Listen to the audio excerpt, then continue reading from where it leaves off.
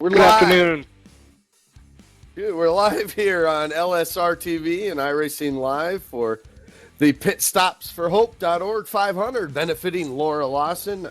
I'm Andy Kessler. Joining me today in the booth here at Daytona Beach, Florida, we got the great Josh Ball, Paul Fugate, and of course Gabriel Wood will be joining us, our executive producer of Cisco Scar Music down in the pits in the trailer, getting the picture to you that we see. Guys, today we're in for another afternoon. Paul, you were here with me last week, 500 miles. We get another 500-mile race.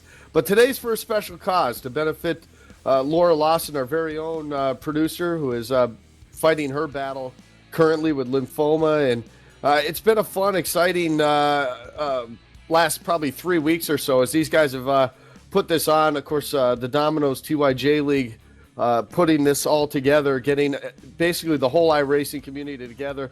If you donate, you get into the qualifying races, the top 6 from each race. They ran 2 of them each weekend for the last 3 weekends. Get all these guys in, and then, of course, the top donators are also involved with this as far as getting a spot on the grid if they didn't qualify in. So we get this random array of just people that want to help out, and it's all for a good cause, and we get to do it right here as Speed Weeks continues in NASCAR, and they, of course, continue right here on iRacing. Yeah, it's quite the diverse field. I mean, started with 100 guys registered, doing it down to 43 now, so I'm really excited for this race. Going to be a little different for me, kind of, sad that I'm not in the race, but I'm happy to be here broadcasting for you guys. And of course, welcome Josh Ball into the mix here also. And Josh, we just got through with some races last night. You helped us out with the Truck Series race, and of course, you did get to race here last night at Daytona in the iSuper Speedway Series, which can be seen right here exclusively on LSRTV. And it's a fun racetrack. It's one of those racetracks that you, as a driver, get to see basically every other weekend as far as your league's concerned. But when you're talking about putting 43 cars on this track and you're talking about 500 miles, it can make for a long afternoon, but it's one that your focus and preparation as a driver, you really got to be on cue tonight. Yeah, well, definitely. We're getting around this 2.5 mile an hour track, about 200 miles an hour right now. Most of the guys are hitting close to 205 on the backstretch, and it's a little faster than a couple of leagues I've been in, but we definitely tonight are going to for sure have some great racing, hopefully, and I'm sure there'll be some really good battles and throughout the whole field, Andy.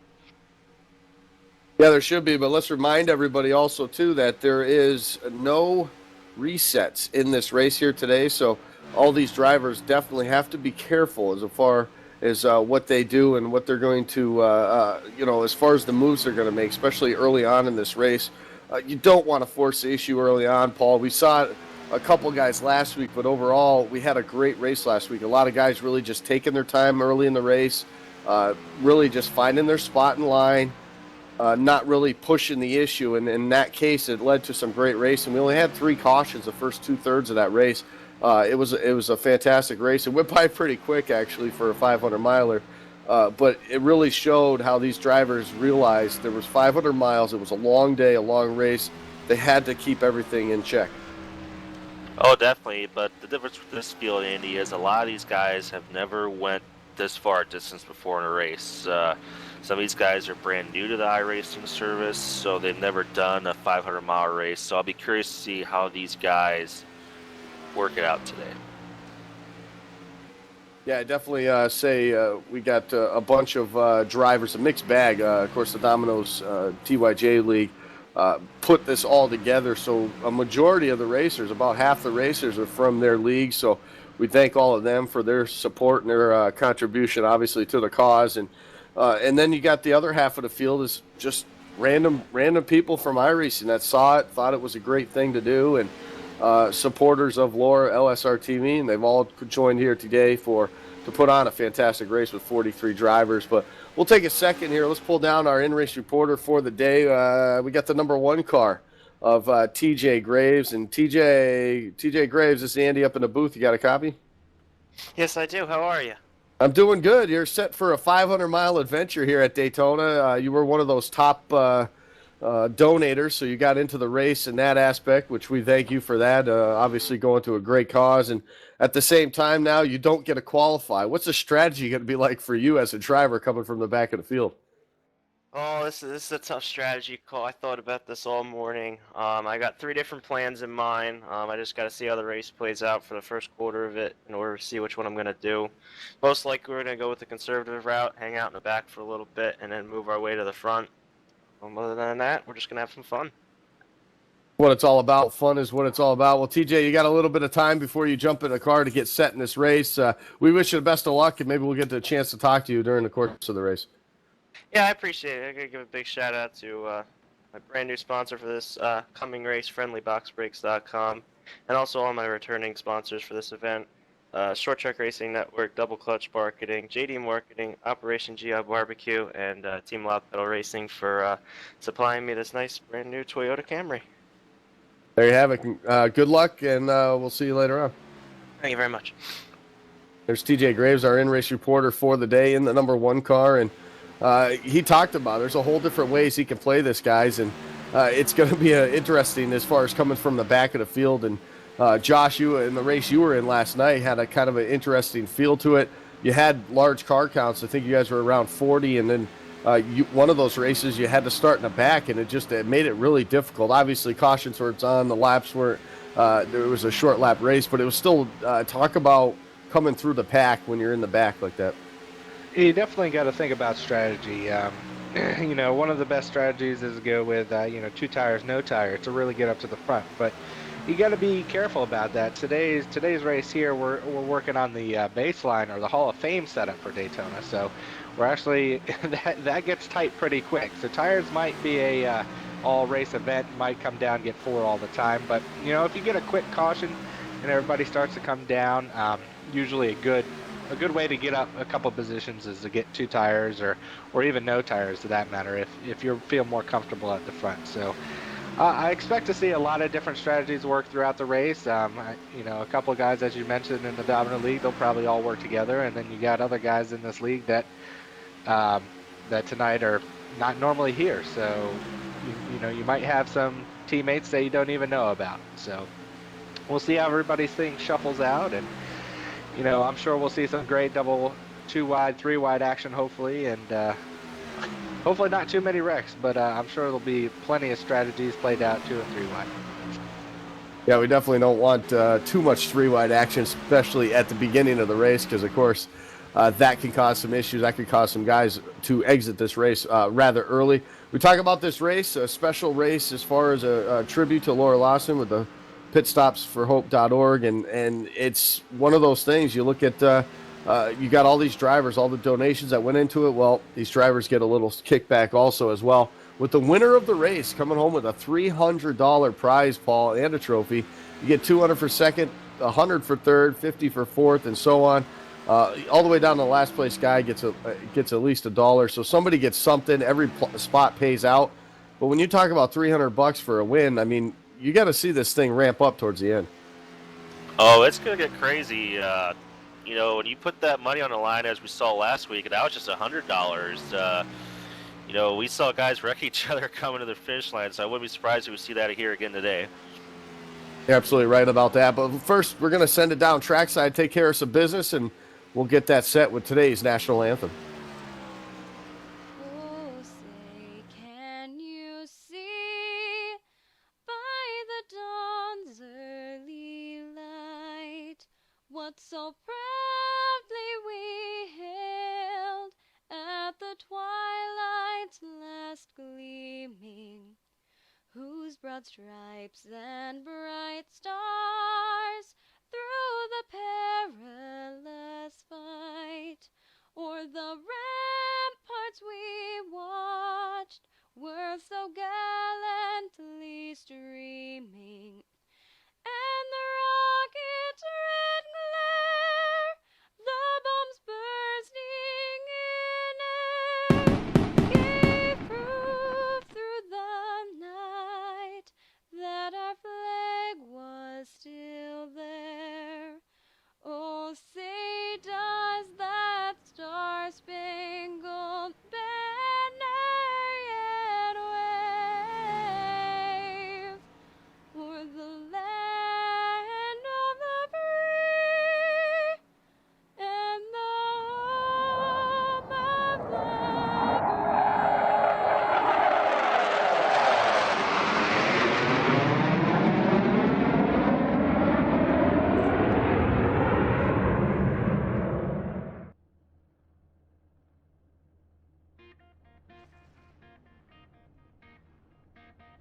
On behalf of iRacing.com Motorsports Simulation and LSRTV, we come to you live from Daytona International Speedway for the pitstopsforhope.org 500, benefiting Laura Lawson today at Daytona International Speedway.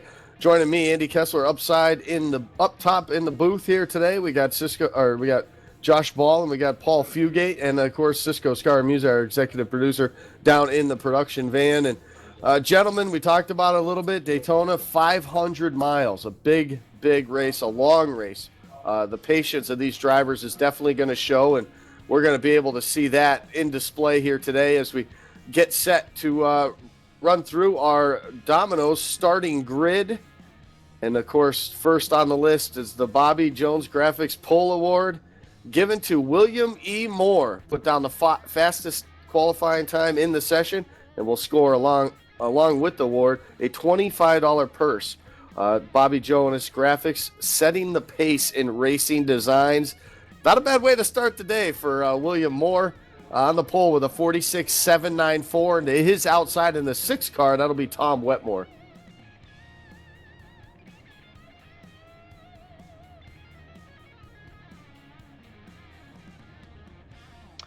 P3 is going to go to Dylan Brockwell. To his outside, Diggleberry Motorsports, Math Quick.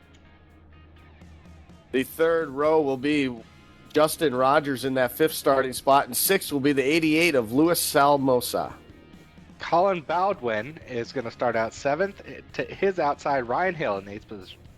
Dwayne Cooper's going to roll off 9th, and 10th will be Sean Meyer. Lean Magnesi is going to start 11th tonight. Sorry if I screw up any of your names, but that's all right. Mark Fravet to his outside. Andrew Plank will start 13th, and Ray Richey in the 14th. Curtis Oho starts P15 tonight, as well as Chad Klinger to his outside. Starting 17th on the inside of row number 9 will be Justin Fisher, with Brett Rogers starting 18th. Samuel Collum to P19 tonight with a 46.884. To his outside, Curtis Young. As the rest of the starting grid rolls atop the screen, Paul, we've been talking about it a lot here lately. Last weekend, now this weekend. What do these drivers have to do as far as their mindset to get ready for this thing? Well, I said it last week, cooperation, cooperate with the competition. That's the big thing, and show your patience. It's a long race. Like I said earlier, some of these guys have never run a race this long before, so be curious to see how aggressive people are in the beginning here, and hopefully guys can just, keep calm, keep good till about the last 20 laps.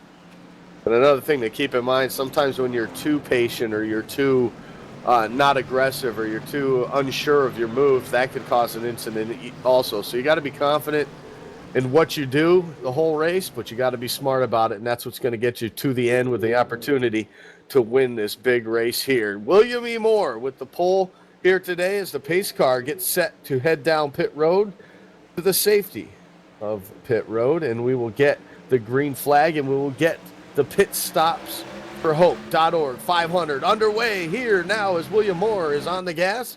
And we got a good start right now. The top side, though, a little sluggish on the start. Dylan Brockwell, he's going to pull up to that back bumper of Moore, and they're going to give that bottom side the advantage heading into turn number 1. Yeah, we're getting pretty singled out pretty quickly here as 4th place, Matt Quick down to the bottom. There's the 6th car going to the bottom as well. Seems like everybody's just pretty much willing to ride right at this second. Everybody trying to get in line, and there's not really too much of a challenge on that outside yet. Only 2 cars back there, about 8th and 9th position, the 88 and 55 on the outside.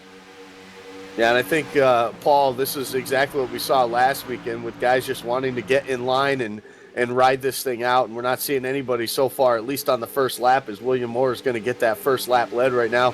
We're not seeing everybody trying to make that dash to the front. This isn't a quick race. It's 500 miles, 200 laps around the speedway. This is exactly what we expect, is exactly what we're going to see. And also, we're in the daylight. We're in the sun. We had a track temperature when we started this at 107 degrees. It's one of them things, too. These guys are going to have to watch for the motor, the heat inside in the car and in the motor, and be able to save that. You don't want to be up on that guy's back bumper the whole time, or you're going to end up blowing that motor. Oh, definitely. Like Josh alluded to earlier, we're running the Hall of Fame setup here, and it's notoriously tighter setup than your usual standard fix setup. And also the thing about these Hall of Fame setup is the tires go away very quickly. So in our practices and everything, the tires went away around lap 30 to 35, but these guys can go 50 to 55 laps on fuel. So there might be a lot of tire strategy and pit strategy coming here. That will most definitely will probably happen as this race goes on. Everybody pretty much strung out throughout the field right now, Josh, and that top side still just the 2 players on the outside. They've been able to hold their own around that 5th spot right now. That's the 49 right now of Justin Rogers to the inside, and he's got the 88 of Luis Salmaso on the outside, and the outside lane now picking up a couple more cars. This guy's trying to figure out which one to go through. One car in the turn 3 over there looked like the 7 of Justin Fisher might have scraped the wall. Everybody stays straight. Everybody stays in the right direction for the time being. Completing lap number 3 right now, and everything all settled out for the most part right now, and everybody doing what they can to stay in the grooves. Take a look back at some of the guys that didn't qualify. They were the top guys that came into this race as far as their donations, and the one on the move currently right now is Marcus Potts. Started 38th. He's already up to that 23rd spot. That's a pretty good jump already here in the first couple laps. Yeah, it is. You know, you're going up pretty much 15 positions here in the first 4 laps. That's a pretty big jump. Unfortunately, right now though, he's at a spot where he's in the ahead of a pack, but that's pretty much it for him. He's gonna have to wait a little while till that pack catches up to the pack in front of them and the lead pack. But as you see up front, we're starting to get a little battle as that 89 of Matt Quick went to the outside to join the 55 and the 88, and now looks to challenge for the lead on the outside coming off of 2. Yeah, it's a pretty good battle. The front guys now starting to mix things up just a bit. You start getting the runs on these cars, and you start getting comfortable in the car after the first couple laps go by. The butterflies start to fade in the stomach, and you start to remember that you're out here to race and out here to win. And we can see Matt Quick trying to get that outside lane going here at the beginning of this race. A couple guys having some contact right there, and you can already see these cars coming off the corners, Paul, and start to push up a little bit. And that's exactly the tire wear, and the car just starts getting really tight on these guys. It's going to make it a lot more difficult as the run goes on. And when you're too wide like that, when you start seeing these cars pushing up towards the wall, it's going to be definitely make some interesting close calls as we're going to see off of turn 2 and 4 here today. Oh, I'm not surprised. I mean, this setup is pretty tight. And it's going to be harder and harder to turn this car into the corner every lap that goes by. Yeah, Josh, we talk about that sometimes in your races on Friday nights right here on LSRTV, that you almost have to burp the throttle to get it to turn. Is that the case that a lot of these guys are going to have to deal with today? Well, it's already looking like that, Andy, and a lot of people are drifting up, and it's just you got to race the car. It's not, full throttle like it typically is here at Daytona or Talladega. You actually got to race the car a little bit. Setup's, not ideal, so you're going to have to lift going in the turns, and if you don't, then there's going to be a big wreck. So, but we got that battle on that outside kind of faded a little bit there, back to about 5th position now, side by side for that with the 88 and 01. But up front, that 23 still leads the field. William Moore led every lap so far on that, starting with that position up there with that $25. So he's already confident. Matt Quick's moved up a couple positions, but seems like everybody's just riding. Everybody's starting to push a little bit, so the cars are not as close as you would normally see in a Daytona or Talladega. You're normally seeing them 2 and 3 wide. So everybody's just kind of making the field, waiting. We got 200 laps here, so that's a long time. Yeah, it is. And you talked about the William Moore winning the Bobby Jones Graphic Pole Award today. Got the $25 for that, and on top of that, if we do have cautions and there's a lucky dog handed out, of course, the lucky dog recipient will receive $5 every time that there's a lucky dog in this race. And, of course, the hard charger at the end of the race, the guy that's going to make up the most stops at the end, or the most positions at the end of this race. And, of course, the guys that start in the back will probably have the best chance at that. But that's a $5 prize as well for these guys. So a lot of things on the line for all these drivers today, not only the prestige of winning the race itself and the money that is involved, but the fact that it's all going for a great cause, and that ultimately is why we're here and why we're having a great time at Daytona and trying to keep these speed weeks going as long as they can. And another thing too, ever since this kind of new build and the latest build, the tire fall off now is extreme. We saw it even last week, Andy. When it was cloudy and 65 degrees, tire fall off was big. So, and with this added Hall of Fame setup, and I'm not surprised to see guys already, pushing off the corners already. Yeah, we just saw the 01 car actually of Dwayne Cooper in the middle of 3 and 4, push all the way up into the corner and up into the wall, scraped it just a bit there, and so that caused him to have some issues there, and looks like he's able to corral it and get back down into position right now in line, and that's going to put him around that 9th spot right now, just shy of that front pack. That front pack's really done a great job getting single filed out and just racing and just trying to log some laps here early on as we're going to complete lap number 10. 190 still left to go, gentlemen. We get some contact somewhere, a little bit of smoke up. Maybe somebody hit the apron there a little bit in the front pack there, but everybody able to keep it straight. They fan out just a little bit off the corners. We've been talking about the last couple of laps, and you can just see it as lap after lap goes by. It's just going to continue to get worse.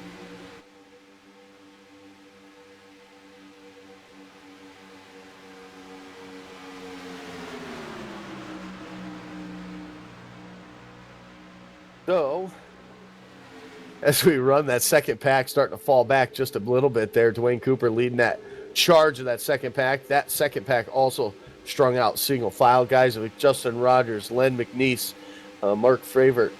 Those guys all involved in this one. And still looking back, looks like Marcus Potts started 38th. He's moved up to that 20th spot now. So he gained up a couple more spots here early on. So he's definitely gained some ground, 18 spots now so far. He would be the Hard Charger Award winner as we run right now. The top 10 are the top 10 as they started. Nobody's really switched except for positions, but they're all the top 10 are continuing to be the top 10 so far in this race right now. Only one car is off the lead lap at the current moment. That's the 99 of Charles Dix. Had some issues early on in the laps, lost the draft and ends up getting passed by the, or I should say freight train by the field as they came storming by him just a couple of laps ago. And still to have 42 on the lead lap. And you can see these guys going through. I'm watching the second pack, guys, and I see the car of the 44 of Richer, and you can see him just going through that last corner in 3 and 4, just literally almost having to run that middle to high line. And that's just a product of the tire wear and how tight these cars can get. Oh, definitely. And like you guys alluded to earlier, you kind of have to, tap the brake at least 1 or 2 times going into these corners just to save the tires. And looks like the 44 wasn't quite doing that, and you're starting to see him fade back. Yeah, you're starting to see him fade back. Brent Rogers almost in the 3 car almost came in contact with the wall also, and you see the 44 Richer still up in the high side right there, and just a product of learning the way to drive this. And we talked about it a second ago, Josh, that it's where you lift, and you got to lift a little bit getting into the corner, otherwise you're going to plow right up into the wall in the center of the corner, and the same thing coming off the corner. So you almost have to lift a couple times as you go through these corners. Yeah, and I think that's why we're seeing a lot of single file. Nobody's trying to get up into anybody, and they're just kind of racing. You see different little packs throughout the field. You got your front pack of about 10 cars, and then there's a pack behind them of about 12, but they're all spread out. Nobody's really right on each other and racing. There's a couple guys, to the outside, maybe trying to find a different groove, or or their tires are already gone at this point. So, everybody's keeping their cool, but racing out there is pretty good. We've seen a couple cars right now. I think there was one car 1 lap down. Charles Dix, unfortunately, has gone 1 lap down in the 99 car, but he's in the spot of the for the lucky dog at this point. So he's in a good spot to get some bonus money. But yeah, we got some challenges up front. Looks like we might have a second line starting to form. Nope, not yet. But a real crossover move there on the backstretch. Yeah, let's call it Bowden in the 24 there. Made an evasive move to get underneath the 88 of Luis Salamaso, and it looks like they made a great job, or did a great job right there, being able to make that happen and make that work. And I'm watching a bunch of these guys, a couple of them that come to mind, and I'm looking at here is this third pack, I'll call it. They're about 6 seconds off of the lead right now, and it starts with Marcus Potts in that 20th position. There's 4 guys in this group: Cody Griffin, TJ Graves, and Chad Cole. Some of those names are pretty familiar as far as the LSRTV goes. We see them on a lot of our broadcasts over the years. And these 4 guys have separated themselves from that backpack that's around the 24 spot. And they're doing it because they're staying in a single file line. They're not really racing each other. And they gained about a 10th that last lap on the race leader. So they are on their way towards the front. And I think they're doing the exact thing they need to do right now. And it's to ride in a single file line. And as I say that, of course, Marcus Potts moves up to the high side, maybe misjudged that, or just trying to switch spots with them to not overheat that number 8 car of Cody Griffin behind him. But they get back in the line. But that's something we're going to have to watch too, because those 4 cars lined up in a line like that can definitely make up some speed and make up some time on the racetrack. Yeah, there's some experience in that group, Andy. TJ Graves, usually a short tracker kind of guy.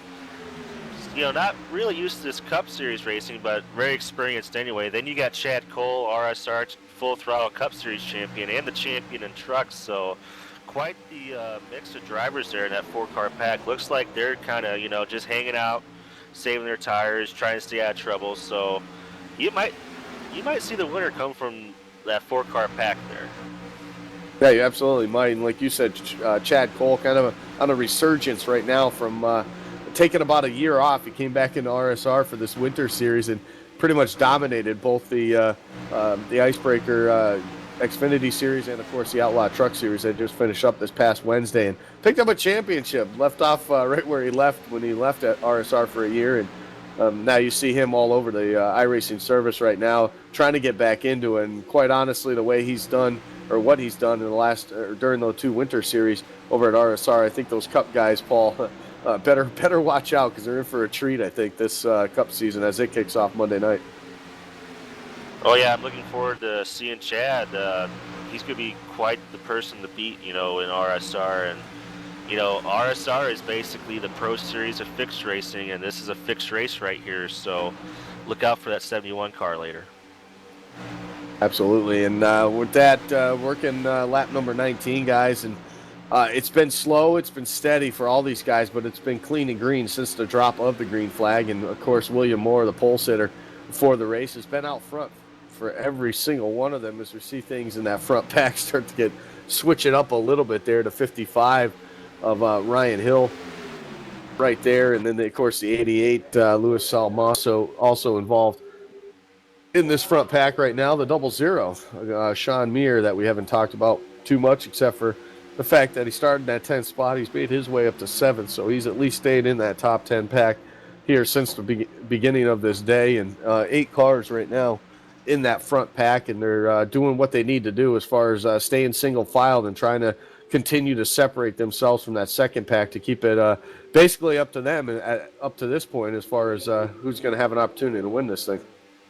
Andy, I tell you what's been interesting. I've been watching that front pack, and it looks like Dylan Brockwell, Colin Bodwin, and the guys behind him are running what's called the Q line as they get side by side with the 6 of Tom Whitmore right now. But they've been running a Q line, making their tires last a little bit longer, arcing it into the basically the middle of the corner, saving tires. But now they have a great run on the battle for the lead right now. Brockwell to the outside of William Moore. This might be the first time there's really been a decent challenge, and they got some tires to do it. So I'd be interested to see as Matt Quick's dropping off the back of Moore. They might be able to get it done on the outside. Oh, a little bit of contact there. Spread out a bit as a 20 gets in line in second place. Yeah, it looks like the 5 right there didn't want the 55 to come back up into the racetrack there. He's gonna push up to the outside now and give the 55 of Ryan Hill that position as they run off of turn number 4. But yeah, it looked like the first contention for the lead. It was short-lived though, about half a lap now as Brockwell jumps down in behind William Moore now for those top 2 spots, and Matt Quick there in the 89. We see him every weekend, every Friday night on the iSuper Speedway Series. We saw him last night getting his mojo on in those races, and now he's here trying to get it done in this race here today on a 500 miler. That's something. A 500 miles definitely not something that we see on the iSuper Speedway on Friday nights, Josh. But you guys do run your fair share of endurance races, usually about 100, 125 laps. We got a battle for the lead now shaping up here. Brockwell to the inside. It looked like Moore pushed up to the outside. He's got no help out there. Here comes Matt Quick now to the back bumper of the 20, and we got our first lead change of the afternoon here. Dylan Brockwell now to the point. Yeah, and I saw that coming. Brockwell had been saving a lot of tires there, and really Moore had been just on the bottom the whole time. And that's not the best way to save your tires, especially here with the Hall of Fame setup. So he's getting tight right now. He is falling back to 4th. The 6 is looking maybe to go around him too. Nope, he's going to stay behind him. But caution on the speedway, the first of the day. First one of the day on the board. Trying to figure out who it is right now. It looks like the 22 car was involved with that. That's Joshua Ramos. He's in the grass there on the front straightaway, and looks like problems for him at a turn number 4. So hopefully we can get the replay up to you right now. And it looks like just a little bit of. Looks like he pushed up the racetrack in turn number 4 and made some contact with another car, sent him down spinning.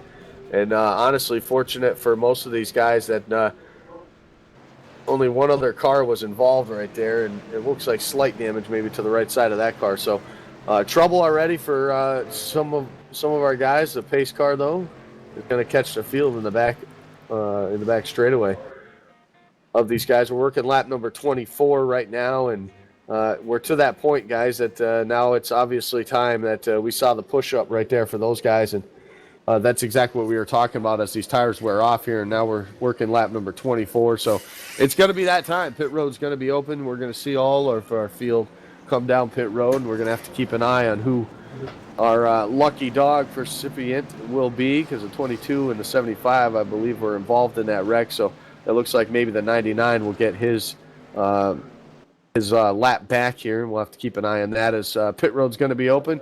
All our leaders, led by the 20 of Dylan Brockwell, will come down pit road this time and get service to their machines. Yes, everybody's heading down pit road. Pretty much all of the field. You wouldn't be smart not to come down. You know, after 24 laps under green, there 23. Everybody needs tires, so I expect most of these guys come down here, get 4 fresh tires, fill up that Sunoco racing fuel, and get back out there. Looking down here, we got the 23, the 89. Oh, contact there going into the pits, the 23 of Moore and the 6 of Wetmore getting a little contact there. A couple guys either ran through the pits or unfortunately just missed their pit stall. But contact there going into pit lane.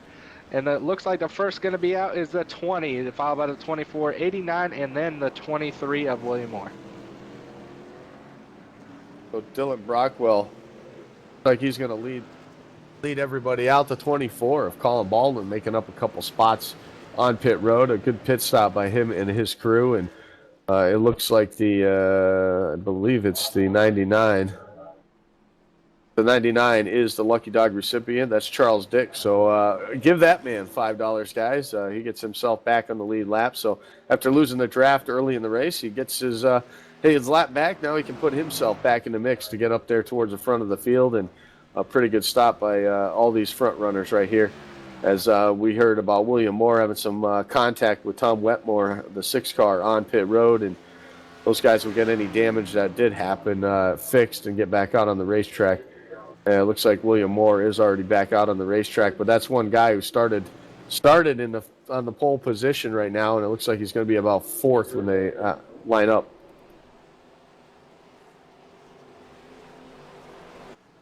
Yeah, and I'm looking at his. I went and saw a view of his in-car there, Andy, and he's got a little bit of left front damage from that incident there on pit road, which is going to hinder him here at Daytona. You know, especially this track where drafting is so important.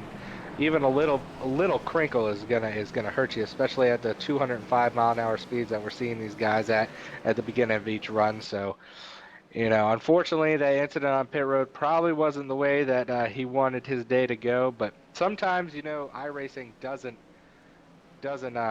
allow you, the cars to just, you know, ghost in between each other. So, but it seems like they'll be able to get back out. The 24's got a little bit of damage as well to his right front fender, but hopefully they'll be able to get it fixed up and it won't hinder him too much, Andy. Well, that's what we're hoping for, but we're going to take a second to step aside for a break of our own. You're watching the Pit Stops for Hope.org 500 benefiting Laura Lawson right here on LSRTV, the voice of sim racing.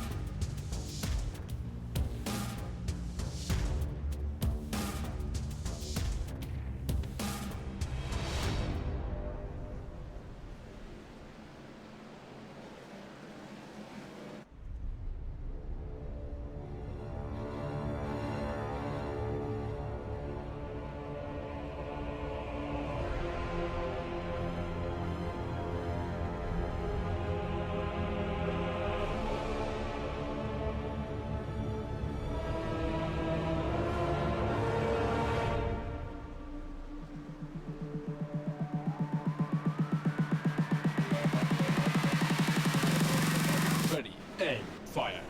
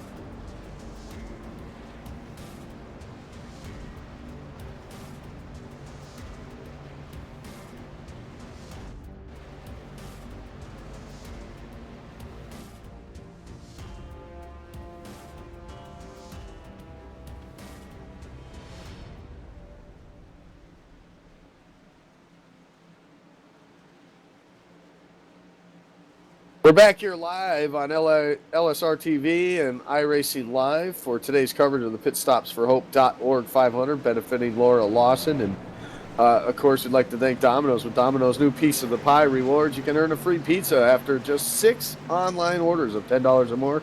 Sign up today at Domino's.com/rewards.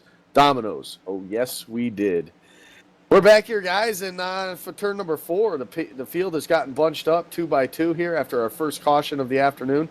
Leading us back to the green this time, Dylan Brockwell, after he took over the race lead a couple laps before that caution. The pace car hits pit road. He will lead us to the green flag. Green flag is in the air. The outside line, a slight advantage now. A pretty good restart by that 20 car. He's going to jump down in front of the 24, Colin Bowden, and that's going to give him that lead. Give Matthew Quick now the advantage on the outside as he leads that outside train in turn 1.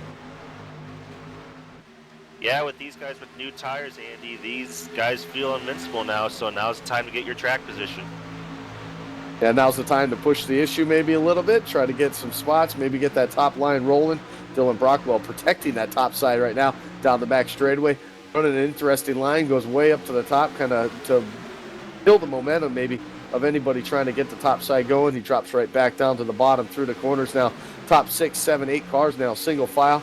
It's side by side now with the 19 and the 45. Curtis Young and the 40. Excuse me, I'm the 49. I said the 45. And Justin Rogers sitting there right there side by side for that position right now. And on the racetrack, that is for the 8th and 9th position. So those two, the first one side by side, the top 8, all single file now off turn 2. Yeah, and I begin to wonder, Andy, I'm not sure, maybe some insider expertise there from Paul, but I think the 20 and 24 maybe teammates are at least in the same chat working together, and I'm getting confirmation they are teammates. Obviously, they have the same paint scheme, so that was a little dumb question for me to ask. But, yeah, they're definitely working together there in the front, and they've been doing very well running that Q line, you know, at the end of last run, as we saw everybody just get really tight. Hall of Fame setup, as we said, those tires just go away very quickly, and they hinder for sure. But you see that damage so far on that the 24 of Bowden and the 23 of Moore are really not hindering them too much, as they're still carrying over 200 miles an hour. As long as they're in the draft, I would assume that they'll be fine. But as long as they have a clean car up front like that 20 of Dylan Brockwell, I think they should be able to keep up easily. As you see the 55 going to the outside back there, falling back a little bit in the Halo 5 car. Not sure if he has an issue or he's just going all the way back, but on the outside, drifting back very quickly. Maybe trying to prevent himself getting caught up in a wreck, and to look at a couple cars that are going by him right now. A couple of those names that we were talking about just before the caution that were kind of in a little group, a little pack of their own. TJ Graves and Chad Cole in the 71. The 1 and the 71 now have made their way up to 11th and 13th as they run right now on the speedway. So those guys have definitely made up some track position. Those are 2 of the guys that got in based on their donations and not actually qualifying through the races. So those 2 guys had to start in the back. And we talked about strategy with our in-race reporter, TJ Graves, before the start of the race. And he talked about it. He had a couple different ideas, ways that he was going to try to get up to the front. And I think that caution came at the right time for him. The crews gave him a great stop, and they were able to get back out on track ahead of a bunch of the guys they were actually trying to catch. So TJ Graves, Chad Cole now lined up bumper to bumper, and they're working their way, trying to get inside the top 10. As we got 1 car on the outside wall there through 1 and 2, and not quite sure the number on that car. It's like the 22 machine of. He was one of those cars running.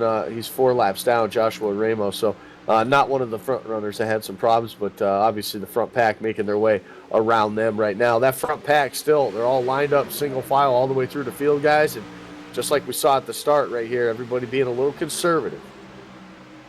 Oh, well, you have to be. I mean, like we said, Hall of Fame set up, the tires go off really fast, and Josh alluded to the Q line. You're starting to see some of these guys who are a little more experienced, you know, in iRacing, starting to run that Q line where you just drift off the corner and go back down low, and you're starting to see it really pay off for this top pack right here. And you see William Moore who won Caution. Whoa, we got trouble. Caution on the speedway. Looks like a huge wreck down in the back of this pack here. We'll try to get a idea of who the numbers were and who was involved here. I'm looking at the 85 of Judd Danielson. Looks like it was a couple cars in front of him. Yeah, it looks like the 76 of Samuel Collum. Yeah, it looks like the 46, right? 76. Yeah, the 46 and 76 got together there coming off a 2, and he just pretty much left hooked him. I'm not sure really what. I guess the 76 was drifting up Andy, and the 46 wasn't having any of it, wasn't giving him position. And that 76 definitely went for a flip. He went up over a couple times, and everybody tried to fan out and avoid it. But unfortunately, I think that 76 is going to be done for the day, as he's got major damage and is taking a tow to pit road. Yeah, it's definitely going to be a tough one to get back for him and at least be somewhat competitive. So we might see him get it fixed and get back out on the racetrack and try to get a couple more positions before this thing's over. Obviously, the payout is all structured throughout the field here today. So if he can maybe get 5, 6, 7 more spots before the end of this thing, he might be able to pick up a couple extra bucks for himself in his pocket. So we'll see what he does. But for the time being, we just had a caution, and these guys all came down and got tires and fuel. I mean, do we expect to see him this quickly back from a caution to come back down pit road, Paul? Oh, yes. Tires are king with this setup, so I think you're going to see all of them come down. That's what it looks like as pit road is open this time by, and coming down pit road is the front runners.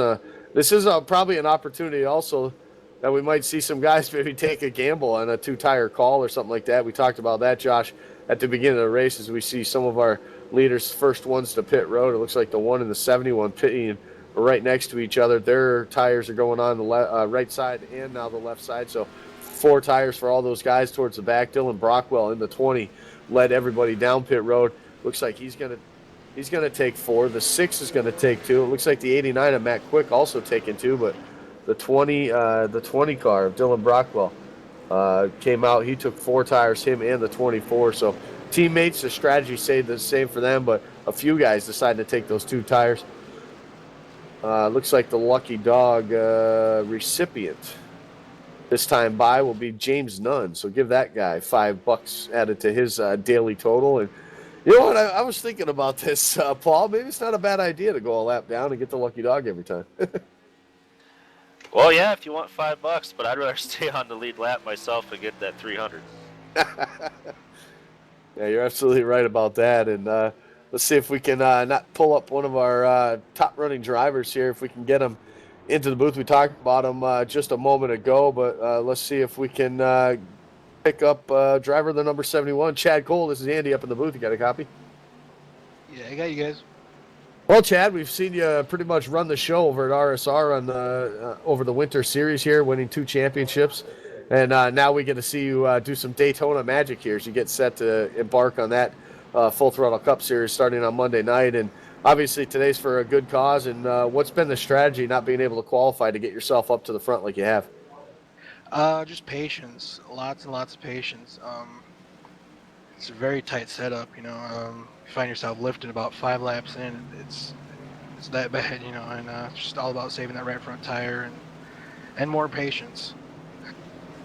Then you're working with that one car, TJ Graves, another veteran, at least on the iRacing service, more of a short track guy we tend to see him at, but it seems like you and the one have been working well together in the opening first 35 laps of this race. Is that something you guys talked about, or is that just something that's kind of come to fruition as you've been on the racetrack? No, I've never raced with TJ before. It just kind of happened that way, that we both started in the back and really finding some good gaps there and able to chase the main pack down there before that first initial caution. And yeah, hopefully we can do something with him later. He seems like a pretty good kid. Well, there you have it, Chad, as you get set to get back underway. We know there's a ton of laps left to go here today, so we wish you the best of luck. Hopefully we can talk to you at the end. More patience. There you go. There's Chad Cole, a premier driver on the sim, especially with the RSR Full Throttle Cup and everything that goes on with RSR. And Paul, known him for a long time, and he's definitely one of those guys when it comes to patience. He's one to look out for. Oh, definitely. He's definitely one of the top 10 guys when it comes to fixed racing on the iRacing service. Well, we got a lot of strategy to talk about. It looks like, guys, Josh and Paul. I mean, we got the 00 still out there. Curtis Young, Marcus Ponce, some guys we haven't seen up in the front, at least leading this thing here. And you got to look all the way back down to about the 9th spot where you see Dylan Brockwell, who actually led everybody into pit road. But Matt Quick in the 89, we saw him take 2 tires. We saw the 6 take 2 tires. Well, we got a bunch of guys out there also that have decided to just stay out. So, pretty interesting strategy already early on. And, Chad just talked about it. 5 laps into it, they got to start lifting. So, for these guys up in the front, this could actually probably stack the field up quite a bit here as we get going. Yeah, everybody starts double wide. Everybody gets pretty much single file pretty quickly, and you just alluded, as we suspected earlier, those tires go away very quickly, and people running that queue line to save the tires. When you're arcing it in the corner, you're kind of letting the banking do the turning for you instead of keeping it down and trying to stay right on that yellow line, which is the preferred way around the racetrack. But sometimes it's not the fastest, just like it is here today when your tire gets worn. So, but yeah, we saw a lot of strategy here today so far. We had not the field was very not bunched up there, so we saw a lot of guys. I saw a couple guys just drive through the pit road and then come back for service. But you got a couple guys up there, the 00, the 19, the 2, the 45, the 6, the 01 of Dwayne Cooper.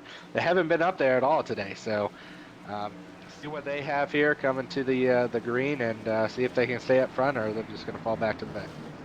Well, we just got confirmation from race control, Paul, that my strategy of going down a lap every time and getting the lucky dog would not pay off because I guess apparently each driver is only allowed that option one time to get paid. So I guess my strategy's out the window. But the field getting double stacked now, getting ready for our second restart of the afternoon, working lap number 37, about to complete it now as the pace car looks to the safety of pit road. It looks like the 00 of Sean Muir will get this thing underway for us. The 19 of Curtis Young on the outside. Green flag back in the air. A good jump by that bottom row. You can see them right there, Paul. They're all grouped up together. That's going to give them the definite advantage as they head back to turn number 1. Oh, definitely. And we got quite the mixes of strategy up here. Top 4 guys did not take tires. And I don't know if that was the right call there. I mean, we're just hearing some guys on the radio saying, after 20 laps that the right front's already down to 80%. So we'll see how this works out for the 2 guys up front. And Sean Muir, he won the Daytona race here for Domino's TYJ, so not surprised to see him up front. Yeah, one of those regulars for the Domino's series, and you see him up front, which is a good thing for him. And we got to keep our eye, of course, as this race goes on, to those guys that did take the 4 tires, the Dylan Brockwells, the 23 of William Moore, the pole sitter, sitting back there in this little pack here, in the front pack, but they got some work to do, and they got to be extra careful with the guys in front of them. Looks like Dylan Brockwell is going to be the first of those to at least get somewhat single files. This top side gets checked up just a bit. Looks like the Tim or Jamie Sierra in the 45 got pushed up the racetrack up into the 01, but right there, that was already a mix up there with a problem with the four fresh tires. But we'll keep an eye on those guys. Chad Cole, he's still working with TJ Graves there on that bottom side. They're going to actually get clear of the 45 also here off of turn number 4. So the front pack already single file for the top 10, 11, 12, 13 cars. Yeah, Dylan Brockwell's coming through that field as quick as he can. He moved that 45 right up to the outside, about caused an accident. But those 4 tires are definitely helping out as he's moving through the field pretty quickly up to 6th position currently.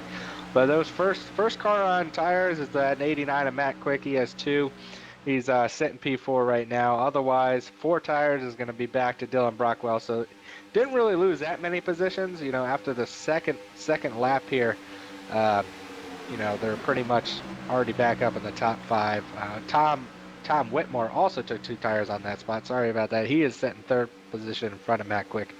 But everybody looks again just single filing out. It'd be interesting to see, though, those first couple guys, Sean Muir, Marcus Potts, how long those no tires are going to last. Because it looks like they're already starting to run that queue line as they're pretty much midway up the track there going into each corner, trying to carry as much speed as possible, make the turn for them, so they don't have to lift off the gas. Otherwise, that 20, 89, and 6 are going to go on by.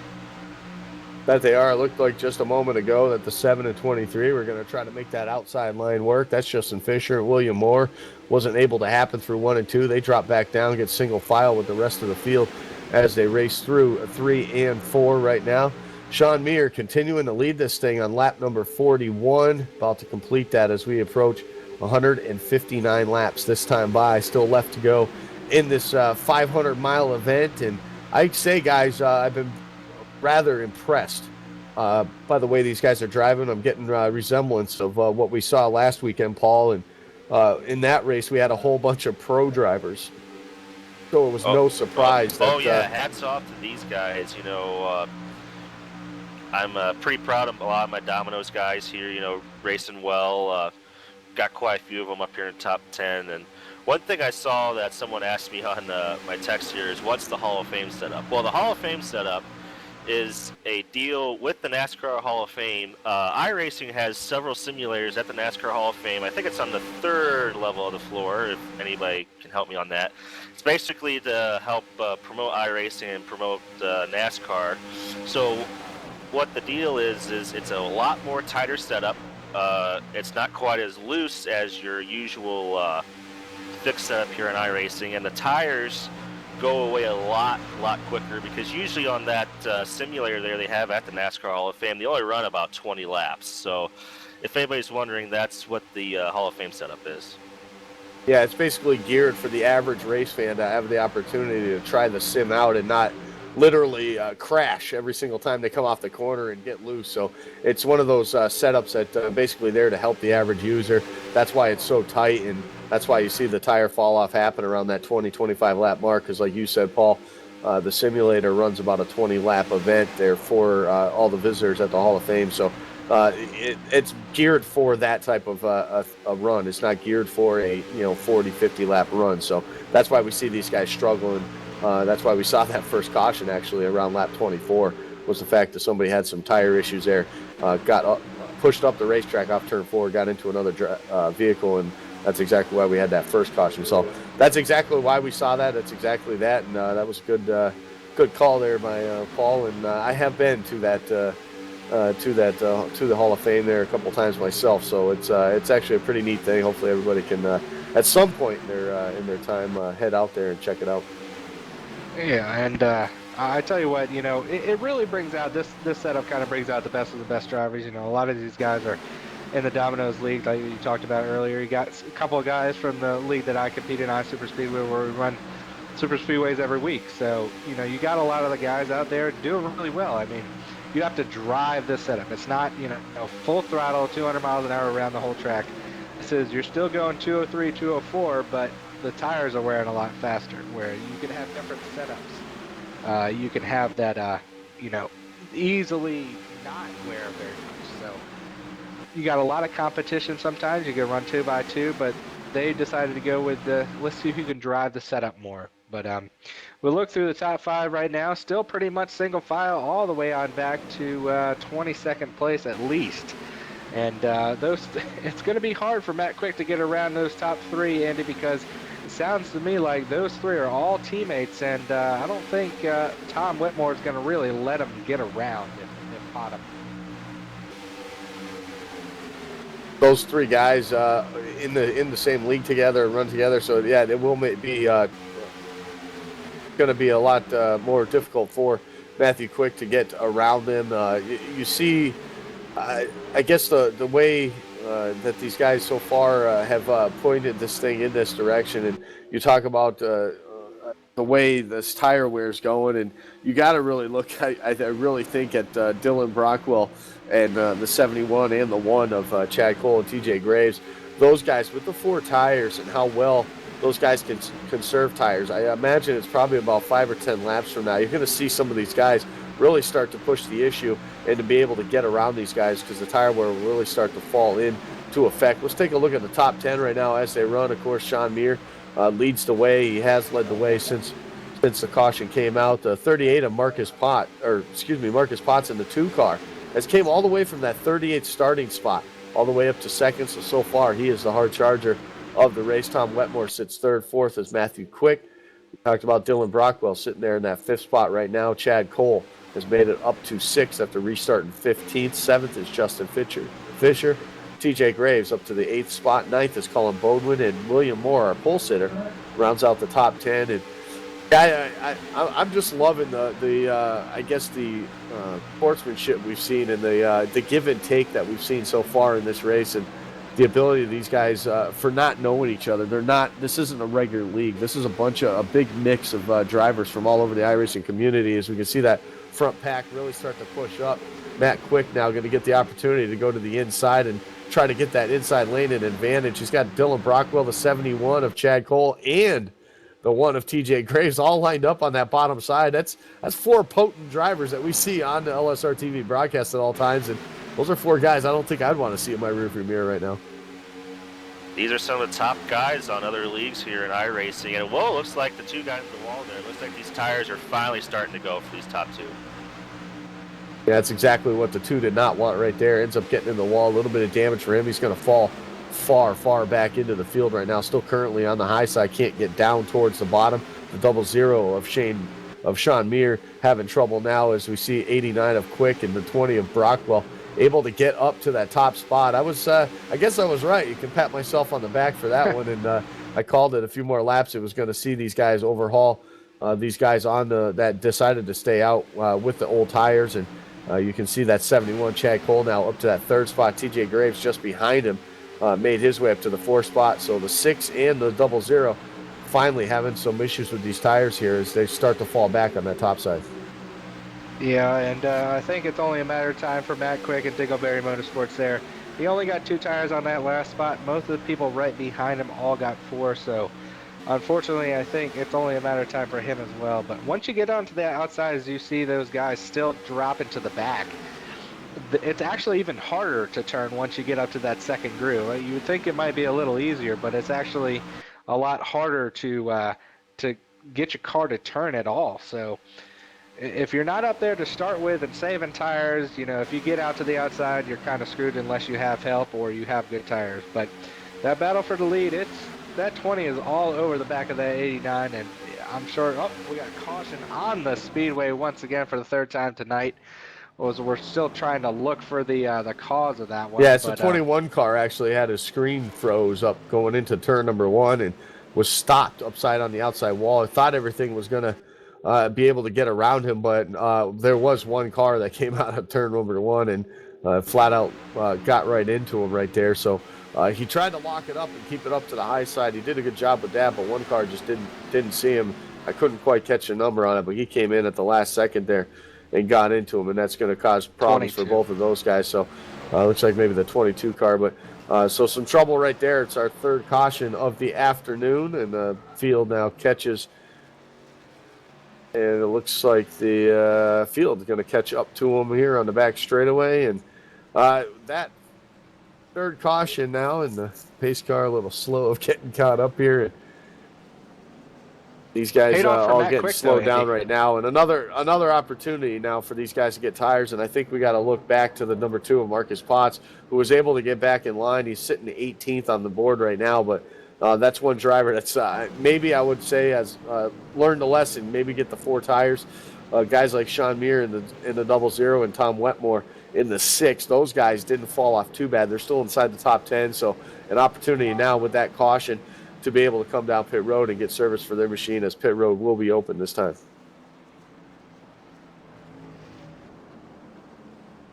Yeah, I think it actually paid off there for Matt Quick though, Andy. He took that 2 tires on the last spot, and I was just talking about how he was pretty much a sitting duck. But now that caution came out, he's able to get 4 here.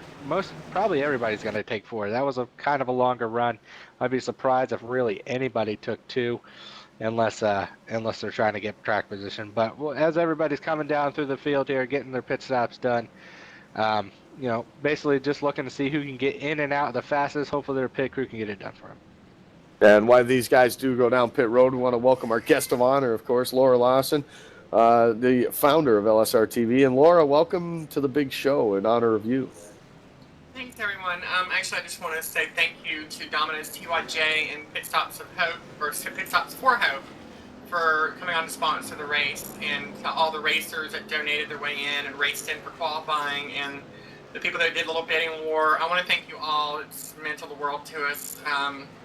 Keep up the good work. I want to wish everybody on track good luck, and congratulations to the winner when they get there. But I hope to see some good racing, and everybody have fun. Well, thank you, Laura, and we obviously, all of us here at LSRTV, Domino's, and everybody on iRacing hopes you the best in your fight with lymphoma. Thanks, guys. I really do appreciate you all. And we thank you, too. And with that said, we're going to step aside for a moment. You're watching the pitstopsforhope.org 500, benefiting Laura Lawson, right here on LSRTV, the voice of sim racing.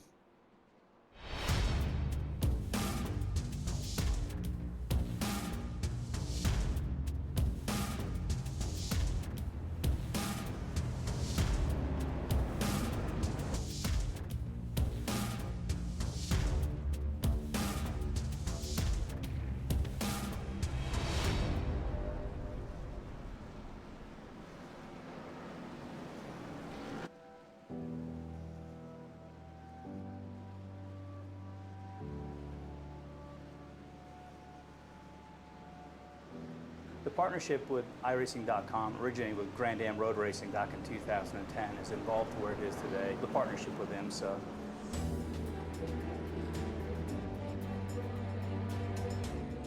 We launched the iRacing.com online sports car championship, which made sense on a number of levels for IMSA. Many of our fans, in fact, many of our competitors in this series are avid iRacing sim racers, so the partnership was natural in that regard. The iRacing community clearly has an interest in motorsports, and this partnership allows us to showcase the uniqueness of our racing series and the strategy behind endurance racing. This is certainly one of the main goals of our partnership. Our partnership with IMSA is perfect. It makes sense on many levels. IMSA is all about sports car racing, endurance racing, and that's something that iRacing has to offer. Events that are exactly like you'll find in IMSA. The Daytona 24, the Sebring 12-hour, Watkins Glen 6 hours, and the Petit Le Mans event held at Road Atlanta. You can choose from the Corvette Daytona prototype or any number of the GT cars that we have to offer. The combination of those cars makes for great mixed class racing with variable speeds. The Corvette DP that's in iRacing is an exact model of the Whelen Corvette that races in the IMSA series. Eric Kern was very helpful in getting us data and all the bits and pieces that we needed to complete the project. All the tracks on iRacing are laser scanned, so they're exact replicas of what the real-world drivers get to experience in the IMSA series. You can race on nearly every track that IMSA drivers race on.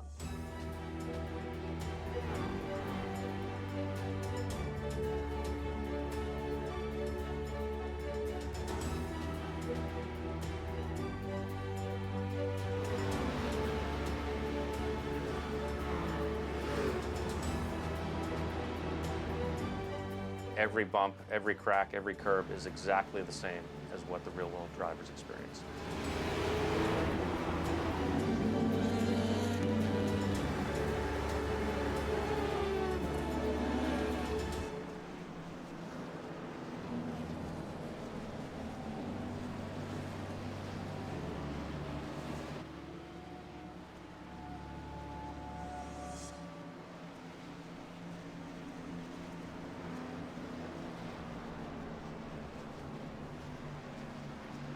Welcome back here to our coverage, LSRTV's coverage of the pitstopsforhope.org 500, benefiting Laura Lawson right here at Daytona 500. And we want to just remind you, too, the Bucky Burt Show. It airs every Monday night at 7 p.m. Eastern from Charleston. Listen to all the NASCAR talk from last week and hear the info from the insiders of the sport. Check it out at BuckyBurtRadio.com. And gentlemen, getting set to get going here. We're going to complete lap number 55. That's going to give us 145 laps left to go in this race. And I think we've been going pretty good click here. We've only had 3 cautions. They haven't been the quote-unquote big one just yet, and hopefully we don't see that today. And we can give most of these guys an opportunity to get the win here today. But we talked about it under the break there. The cream has risen to the top. Guys that we've recognized, obviously, over the years on sim racing. on iRacing and other leagues that have made their way to the front, and Dylan Brockwell will lead the pack now as they get the green flag, and he's got that 71 of Chad Cole. That's probably I don't think Chad knows Dylan too well, but I think that combination right there is going to be pretty potent as Matt Quick leads the outside line. He's got the 1 of TJ Graves, the short track phenomenon. We call him Mr. Excitement around here. He's right up there in that 4th spot. So we'll see that bottom side take advantage, or at least get the advantage here off of turn number 2. Top 3 now separating themselves. It's now the 6 and the 89 of Matt Quick battling for 4th. Yeah, the 24 really doesn't seem like he knows what line he wants to go with. As Matt Quick and the 6 Tom Whitmore were trying to stay behind him. That top side is definitely going to fall fast. There's really not much support up there, but the 89 has a chance to get down here. Does he take it? He does. So it looks like it's pretty much going to single file back out, just as we were talking about earlier, and it seems like the racing that we've seen all night, as Justin Fisher's the only one left on the outside in that 7. And he'll have an opportunity to get down here behind the 88 between himself and the 38 of Curtis Oho. And he does take it down there. Curtis Aho back there, P10 right now. A good run for him tonight. But you got Dylan Brockwell still leading, but there's a challenge from the outside on Chad Cole. He's got no help, though. That is not going to bode well at all. Teammates are hooked back up. He should have known that. They got the same paint scheme on the car, and back to 1st and 2nd, and that's pretty much it for Chad Cole. He's going to probably drift back at least, I'd say at least 10 positions. There's really not a big hole right now. Oh, he might get down. He looks like he's going to be able to get down there. Yeah, it looks like that 1 car of TJ Graves who'd been working with since the beginning of the race to come back through the field all the way from the 35th and 36th spots. Those guys have now made it up to the 6th and 7th spot, but a close call for Chad Cole in that 71 is he went to the outside. He had a huge run on the 20 machine, but like you said, he should have known that 24 was going to drop down in behind the 20, and teammates now back up top 1-2 right now. It's the whole field pretty much all the way through it up to the top 20 or so. We look back all the way back to 17th. That's where the first cars are side by side now trying to race out for some positions. But these top guys, again, single file, they did it awfully quickly too to get back this way. And of course, we see this now, guys, but I'll tell you, in another 140 laps or so, we're not going to see any of this single file stuff. Yeah, I gotta say, for some of these guys, not running long races, they're doing pretty well so far. I'm very happy with the racing I'm seeing. And it looks like these guys are going to try to snake on the backstretch there.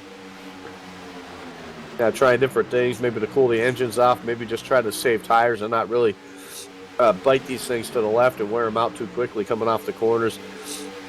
That's one thing with this setup, Josh, that will wear the tires out quick, is when you come off these corners off of turn 2 and 4, to keep it on that yellow line, you really got to yank that wheel, and that will definitely start wearing out that right front tire. And obviously we see what happens when it does that. The cars start to push up the racetrack. So you really want to drift off the corner and let that car just really kind of go up towards the wall. So I think that's why we see these guys really snaking all the way through the backstretch there. And you can see him right now on the top side, Matt Quick, trying to, or not, I wouldn't say trying to make a second line work, but he's running up there on that second groove down the back straightaway.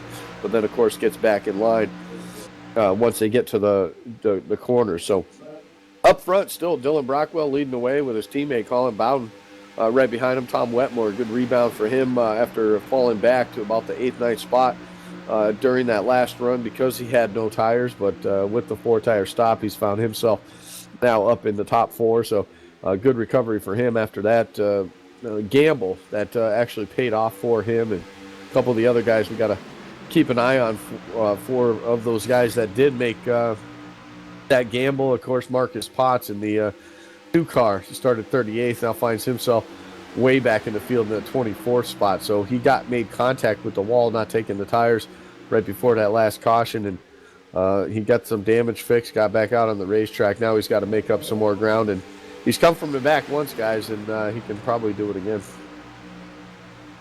Yeah, and pretty much it's single file, just as we were talking about. But there's people trying to go around people, and we're just riding here. I think the best thing to do is ride, Andy. And if you're not riding, you're wasting tires, and you're having a chance to to get yourself into trouble. I mean, if you're not saving tires and being the one that's just kind of mellowing out for now. We still got 130 some laps to go, and that's a long way. We've only made it just over a third of the way right now. So, these guys just need to keep it cool for now. We'll definitely see some double wide action later for sure, but right now everybody's just kind of giving plenty of room. I'm sure there'll be a battle for the lead at some point, but keep your tires in check. I'm hoping to see some green flag stops. That would definitely be interesting to see what everybody's strategy is. A lot of people don't really practice that, so it'll be interesting to see who goes with who, how this field gets split up, because it will if you got different pockets of people throughout the league that have different teammates. And unfortunately, if you go down by yourself, you're pretty much sitting duck and going to drift back pretty far. That you are. We see one of those cars right now, the 88 machine of Luis Almaso. We saw him start in the top 10. He started 6th here tonight. Now he's starting to fall back as he drifted up the racetrack just a bit. Everybody able to get around him right now as they come through. The 00 looked like he was going to give him a hand right there, but it looks like he's going to drop down now from front of the 18 right now. So a lot of time to go, and these guys are trying to get it done. I really like the patience level that we've seen. I think the racing has been clean. I think these guys have done a really fantastic job, and for a good cause here today as we benefit Laura Lawson with the pitstopsforhope.org, and welcome everybody who's come on board to help out here today. And for LSRTV, it's kind of a bittersweet thing for us because, of course, Laura Lawson, being the founder of LSRTV and having her diagnosis come out just a couple of months ago, and to be able to, for Domino's League, TYJ, with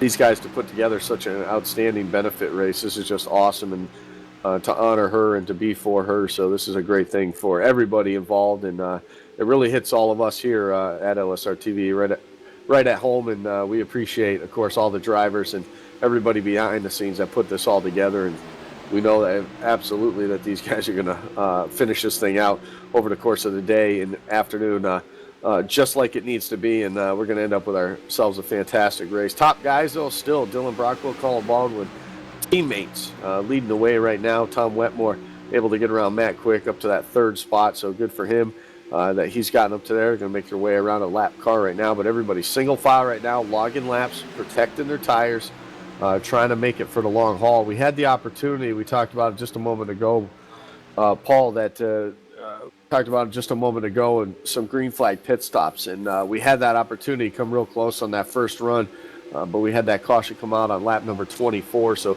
we just missed that opportunity. But this is definitely the type of race, because of how long it is and because of the aggressive way the drivers aren't driving, we definitely have the opportunity. And right now we got that green flag look to it as we race right now to complete lap number 66. And we talk about green flag pit stops a lot when we come to these racetracks, and the reason being they can be won and lost on pit road.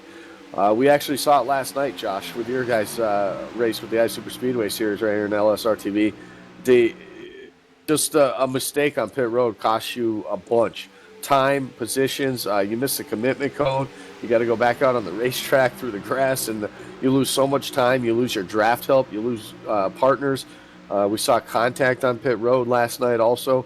A lot of things can and go wrong on pit road, and you got to be flat out flawless when it comes to that. Well, yeah, you figure you're going 200 miles an hour coming off of turn 4.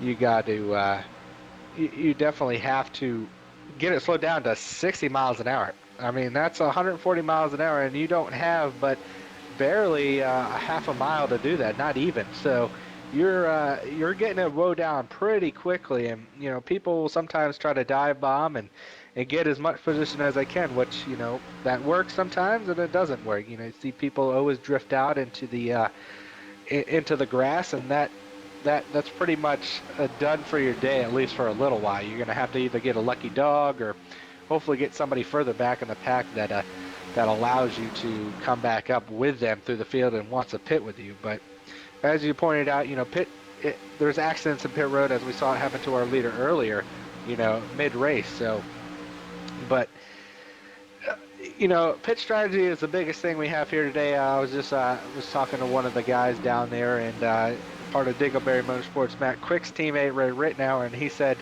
there's even more of an issue as people aren't just catching up to the pace car. You got people that are just kind of lying back a little bit, so you don't cause a wreck after the caution, but they can't even get up to the field to make those strategies, 2 tires, no tires. But that would all go out the window if they could get some green flags up. As it looks like finally the 89 of Matt Quick might have got under the 6 car there, challenged for 3rd place as he did. But he's finally gonna move that 6 out of the way, and unfortunately that 6 Tom Whitmore is gonna be a sitting duck now, as he's pretty much got no help on that outside. But a little bit more on pit strategy. I'm gonna send it over to Paul. He's got some insight we haven't heard yet.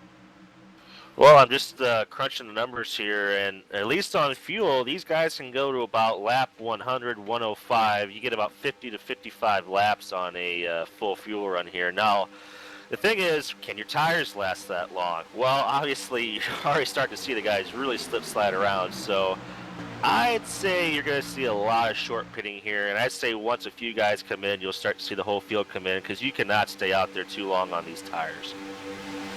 Yeah, we saw that last Saturday in our 500 miler we did right here on LSRTV, Paul, and we saw it was probably about that 30 to 35 lap mark that really was about the extent of the run. Obviously, the fuel was still left in the race car, but those tires were just so tough to keep underneath them, and we saw those cars drifting way up to the top, that these guys decided that the tires were more important than trying to make a full fuel run. So we'll see that here as TJ Graves starting to fall back. He pushed up the racetrack, got out to the outside. Now the 7's going to go by him. The 82 of Josh Tanner and the 38, the 85, they're all right there lined up, and TJ Graves able to jump in front, actually. Got a little break there from Curtis Aho, and that's going to get him back in line right now as that group starts to really climb. You can see them really catch up to that first little group there. They got separated just a little bit, but now they're all caught back up. Yeah, and everybody seems to, I say everybody's single file, but then it seems like everybody wants to go around people. They saved a little bit of tires, and then they get a little impatient, and they just unfortunately, want to go around, and that could cause issues. That is what happened earlier a couple times when you saw that crash happen off of turn 2 earlier.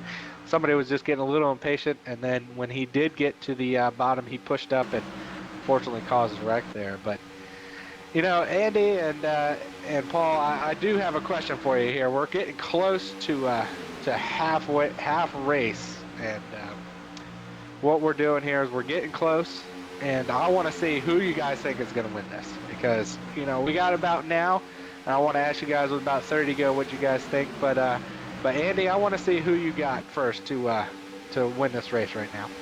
Well, listen, I jinx everybody when we talk about that kind of stuff, but I really like the 4 guys so far that have really shown the way in this thing. Brockwell, Bowden, Quick, Chad Cole. I think all those guys have really done a good job. You can throw the 1 in there too, even though he's struggling at this current moment, falling back through the field. But I really think any one of those 4 guys, just the way they've started this race, even Tom Wetmore. I mean, all these guys have started up front, and they are up front, and they've been up front. And I just really think that as long as they can stay where they are and the strategy doesn't fall out of play, and as long as obviously they don't have any mistakes on pit road, if we get some green flag pit stops, I definitely think those guys are the class of the field here so far. So, but with that said, we're going to take a quick break here. You're watching the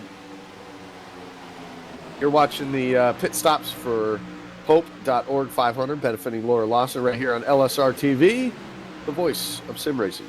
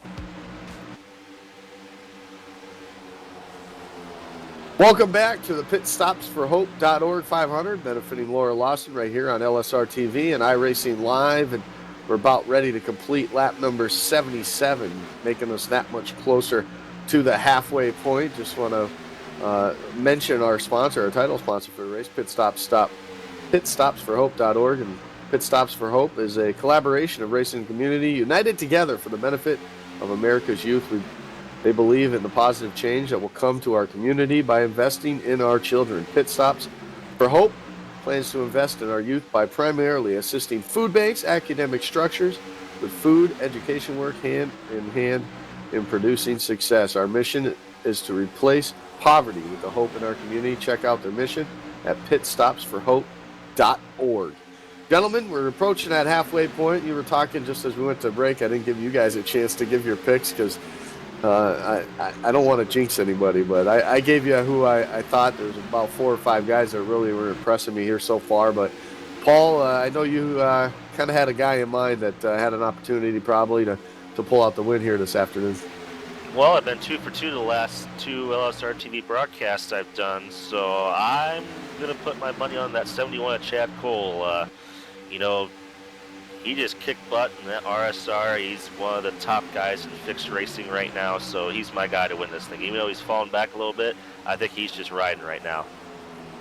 Talked about that, and just as we were going to commercial, he did start to fall back through the field right now, currently running in that 13th spot. And Josh, I know you got a couple guys maybe in mind, a couple that you've raced with over the course of the years here on iRacing, and who do you think has opportunity here today? Well, Paul threw me off there. I was actually going to go with the 71 to Chad Cole too. Not that I've raced with him. He just seemed like he had a good strategy going, starting from the way back and making it up there to the front. But now that you threw me off, I'll just go ahead and let's see. I'll pick the 89. I'm going to say the 89 Matt Quick. He is one of my competitors, iSuper Speedway. He's definitely has his fair share of laps turned here at the Daytona International and Talladega Speedway, so he knows how to get it done. And his teammates kind of pretty far back right now, back in 31st place, Ray Rittenauer. But if he can get up there, those two will probably definitely play havoc on those guys up in the front. But for now, we're going to take the 89. Hopefully, I don't jinx him too bad, Andy. Yeah, we hope not. That's exactly what we talk about. Sometimes the broadcaster curse comes out on these guys. Of course, Paul's putting that to shame, as he said, has picked the last 2 winners on the broadcast that he has done. But so for him, I guess I would take his word as far as who might have an opportunity. But Dylan Brockwell and Colin Bowden, those guys have been leading some laps and taking names, and those guys are definitely showing the way here today. And you know what, honestly, I think it's a product of the length of the race. I think if it was a lot shorter race, we'd probably see a lot more lead changes lap after lap, but I think a lot of these guys just knowing in the back of their mind that we got 120 laps to go still in this event and approaching that halfway point, that at some point it's going to get hectic and at some point it's going to get pretty crazy out there. Right now I think they're just trying to hang on to what they got right now and hopefully try to keep things going the right direction, as we see this top group right now of about roughly about 12 cars right now, all the way back to the 80. We'll make that the 55 machine of Ryan Hill now in that front pack. So 14 cars in that front lead pack. The second pack, though, led by that one car of TJ Graves. So we saw a restart in the top 4 right now. Struggled a little bit, maybe with some tire wear. He's fallen back. He's lost the draft of that lead pack. Although he's got a couple of cars that are right there with him. That's a 64 of Andrew Plank, and of course Ray Richer in that 44, trying to get up to the back bumper of that one car of TJ Graves, and maybe if they can get lined up, they might have an opportunity to get themselves, not us, back to the front of the field. And that second main pack, though, we should talk about a little bit, being led by Marcus Potts. We saw him up towards the front, all the way up to second, I believe, at some point earlier in the race, and he got there by staying out on the racetrack during a pit stop, and those old tires really cost him and put him up into the wall.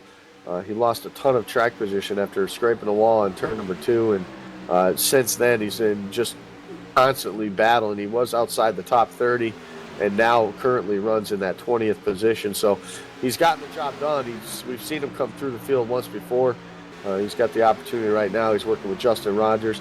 Robert McFarland, of course, is the owner of the TYJ Dominoes League here that kind enough to put all this whole event together. So Robert McFarland trying a good show for himself as well, sitting there in that 22nd spot currently right now. And we're only about 16, 17 laps right now from that halfway point, guys. And once we're counting up the laps, now we're going to get to the halfway point. We're going to start counting down the laps, and that's when we can really see things start to shake up just a bit. As we see Curtis Young right now starting to make his way up. He's made it up into the top 4 now as he's been able to get around. Cody Griffin also making a rebound from the 31st starting spot. He's made it up to 8th after having some issues about 20 to 30 laps ago, having to fall back himself. So this second little group, I would say, outside the top 3 right now, those guys still trying to mix it out, trying to figure out who's the fastest car when they lead a line around this place. As you can see that top.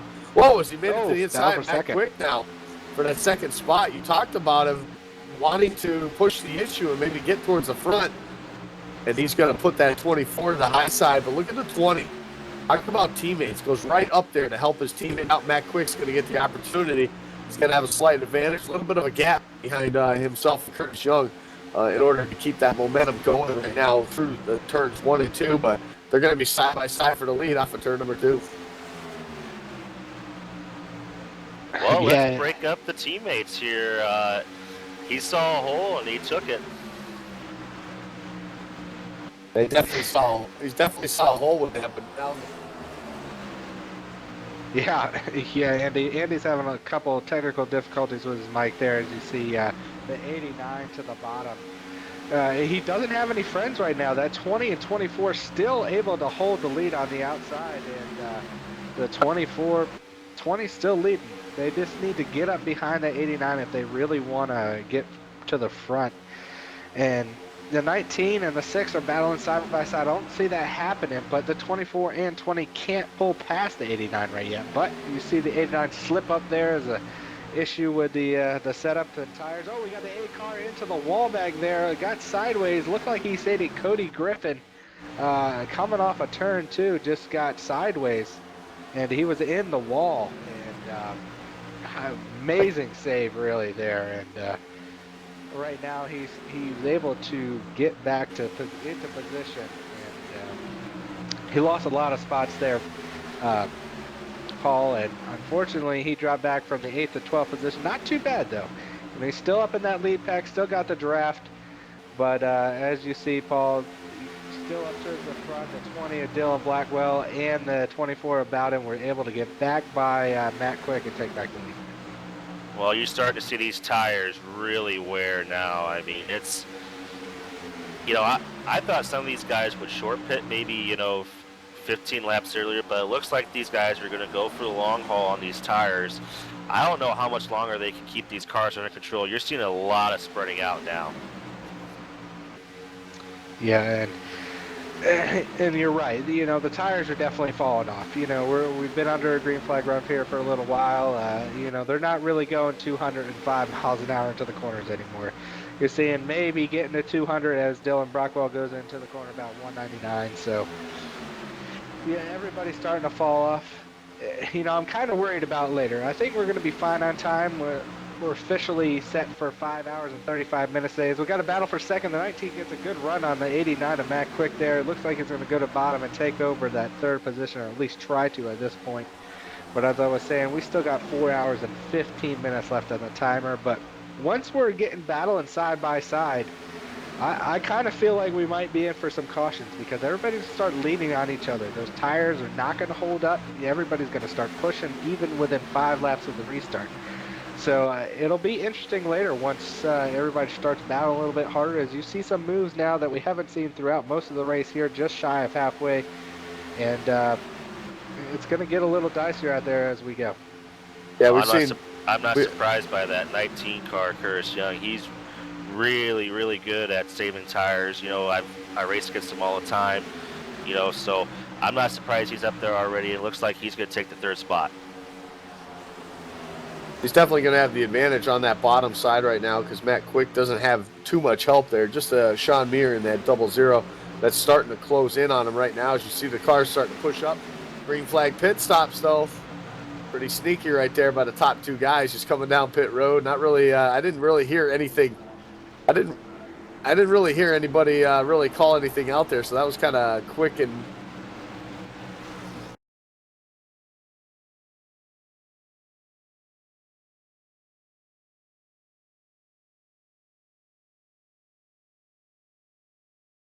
It's going to open the door, I think, for some of these leaders, these other guys in the lead pack, to start figuring out when they're going to make their call down pit road. But based on fuel, Paul, it's definitely an early stop or a short pit. But it's definitely something that these guys, obviously, with the tire wear, this is something they needed to do.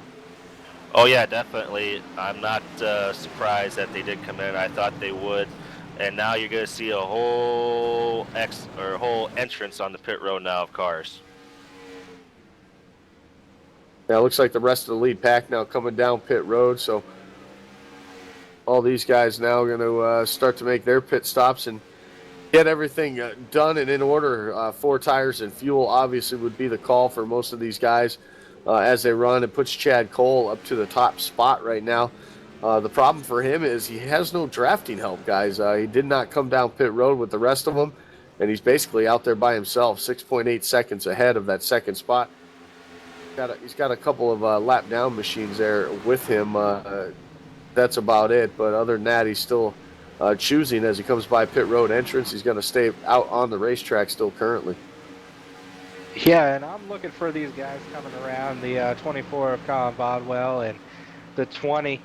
We're able to get in, get out together. They're catching up pretty quick. They're coming off a 2 right now. Matt Quick was pretty much in the front of that pack there with the 6 of Tom Whitmore. They're not at all connected. The rest of that pack is not connected at all. So it's going to be an issue as that 20 and 24, 55 are coming hard charging around the outside.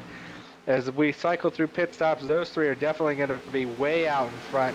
Nobody else has gotten really together. And we might see a big shuffle in how far the field is apart after this.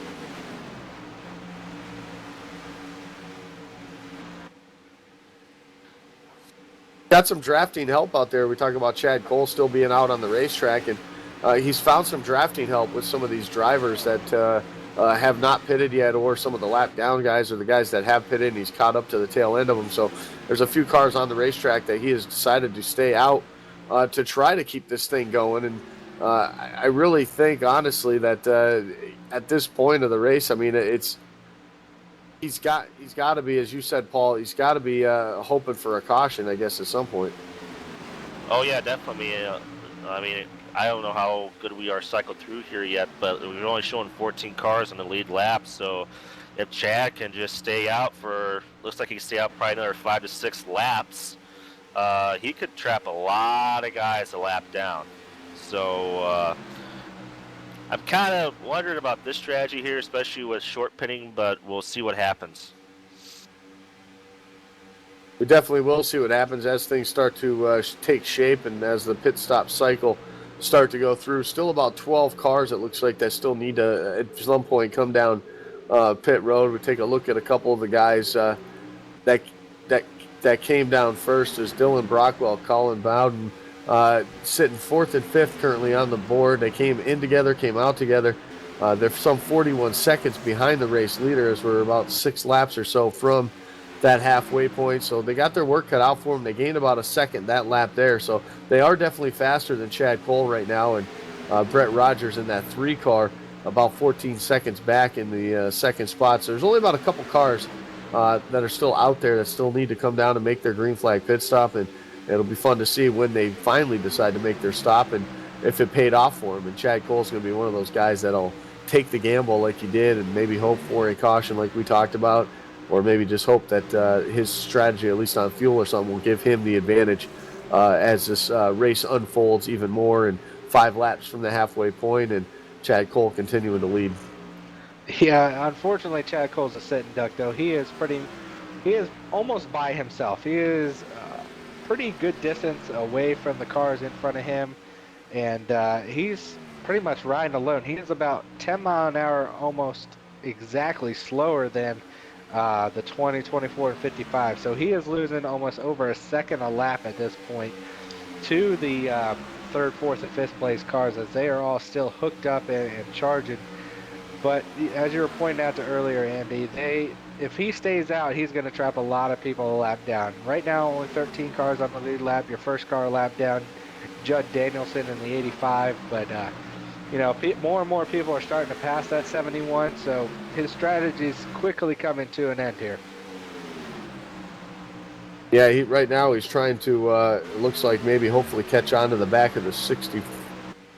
Hopefully catch on to the back of the train of this three-car little mini pack that just went by him right there. But, Paul, you might think that you know exactly what the 71's trying to accomplish here. Well, I just did the math on the guys who pitted about 10 laps ago, and they have to go on 3 more stops if it goes green from here, which it looks like it will. If Chad Cole pits around in the next 2 to 5 laps, he can go on 2 more stops. So I kind of see what he's doing here, trying to make it a 2-stop race for him, where the other guys who pitted, it's a 3-stop lap race for him.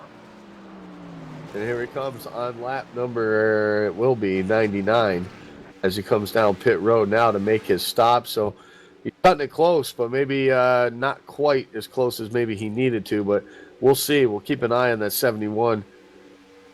We'll see on that 71 when he decides to come back out, or when he comes back out on pit, off from the racetrack, where he will actually end up on the speedway as far as where they come. The leaders of the pack, though, right now, Dylan Brockwell, Colin Bowden now coming out of turn number 4, and those 2 guys, along with the rest of them, the 55 of Ryan Hill, Matthew Quick, Tom Wetmore, they're all coming across the start-finish line at this point right now. So Chad Cole just coming off of pit road.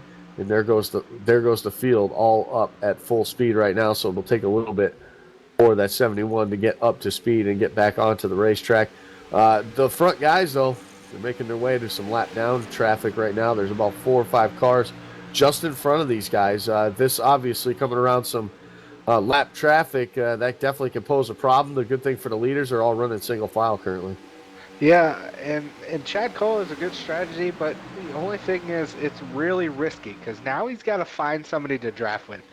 If he drops back, 10, 15 seconds, does this, he has to pit 2 more times. Unfortunately, throughout the cycle of all that, if he drops back that much each time, it really isn't going to matter because those guys are going to be able to catch him enough, running 3 together that Cole might not have the chance to even win, especially if he doesn't have anybody, even trying to do the same strategy. So, even though he's about 10 seconds back at this point right here as we're completing lap 100, and if he pits twice more, he's still going to be quite to 30 seconds back at the end of it. So it'll be interesting to see if he can pull it off or not. But he does have the freshest tire on the track, so as long as he can get in line with the pack here, which it seems to be as he is doing, catching up to the 15 of the lap down car. Unfortunately, John Norris, Mr. Don Norris there, 32nd position. But that 71 is digging. And now that we cycle through, there is 28 cars on the lead lap instead of 14. And as we cross the halfway point of today's race, it's time for our iRacing Midway Race Break, brought to you by iRacing.com, the leader in motorsport simulation and the official sim racing partner of NASCAR. Right now, currently, as they run on the racetrack, we just completed green flag pit stops. Dylan Brockwell leads the way with Colin Bowden. In that second spot, Ryan Hill sits third. Fourth is Matthew Quick. Fifth goes to Tom Wetmore. Curtis Young in the 19 runs sixth. Seventh is Justin Fisher. Louis Salmaso is in that 8th spot. 9th goes to Josh Tanner, and Sean Meir rounds out the top 10.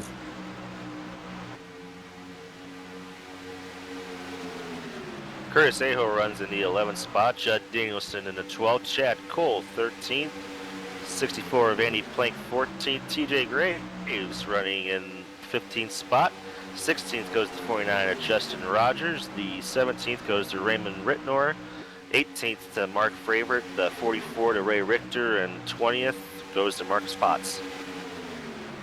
Sitting P21 on the field, your your pole sitter tonight. William E. Moore, unfortunately, not having the greatest second run of the pack tonight. 23rd, Brett Rogers. Chad Klinger sits 23rd. 24th, Philip Meyer. Jeff Wigley. Justin Anderson. Dwayne Cooper, 27th. 28th, Cody Griffin. Jamie Sierra, 29th. And 30th is James Dunn. The 31st position right now, one lap down, is the 41 of Robert McFarland. Don Norris sits 32nd. 33rd goes to Eric Hawk. James Fain sits 34th. 35th is the 73 of Jeremy Crandall. Chad Payne sits 36th. 37th is Charles Dix. James Somke is 38th. 39th right now is Len McNeese. Michael Baker is 40th. 41st is Joshua Ramos. Samuel Collum is 42nd out of the race, and so is the 43rd starter, or 43rd position right now as caution comes on the speedway, Mark Bratcher, and this is going to shake up everything right now. The only good benefit, I guess, as far as Chad Cole's concerned, this might have been the one that bit him, as it looks like he may have caught some damage on this current caution. Yeah, as you see the replay going up right now, and unfortunately, if he did get damaged there, it might have the end of that strategy he had. But the 41 pushed up there in that in the turn coming off the corner, and unfortunately, a little bit of damage, and that strategy is pretty much out the window now. We got all the guys going to be coming down pit road once again, as the field is going to catch up to the pace car here eventually, and I don't know. Paul, you're the pretty one that's been on the strategy here. How far can they make it on one more stop from here, or two more stops, or what do we got now? It's a two-stop race from here, Josh. There's no way they can make it on one. So now it's a two-stop race. Yeah, so two stops from here, everybody. As you just heard, it's pretty much all strategy out the window. It may come back in later if we get to a point where we have another green flag run, maybe. Trying to stretch it a little bit, but at this current time, everybody's back on the same cycle, as Dylan Brockwell is going to lead Colin Bowden, Matt Quick, Tom Whitmore, and Ryan Hill. They come off turn 4 here. Expect to see all of them down pit road, 4 more fresh tires, and get some Snoker racing fuel, Andy.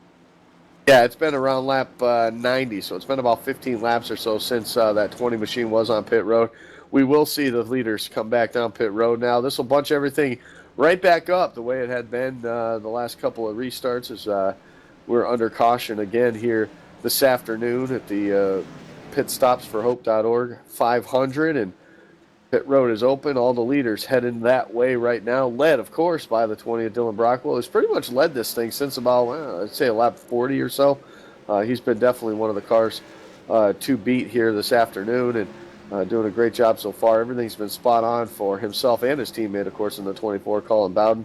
Both of those two have been spot on and right on each other's bumper, really, for the majority of this race here. So for the two of those guys now, 4 tires, fuel, they'll be off of pit road. It looks like the 20 and the 24 will lead them back off of pit road. So a pretty good pit stop for both of those guys. Again, though, they'll be starting right next to each other, and probably you'll see that 20 on the high side again, guys, and trying to take advantage of that and get a good restart, jump down onto the bottom right in front of his teammate. So having two teammates up in the front definitely allows you to dictate the start of the race, the restart, a lot better.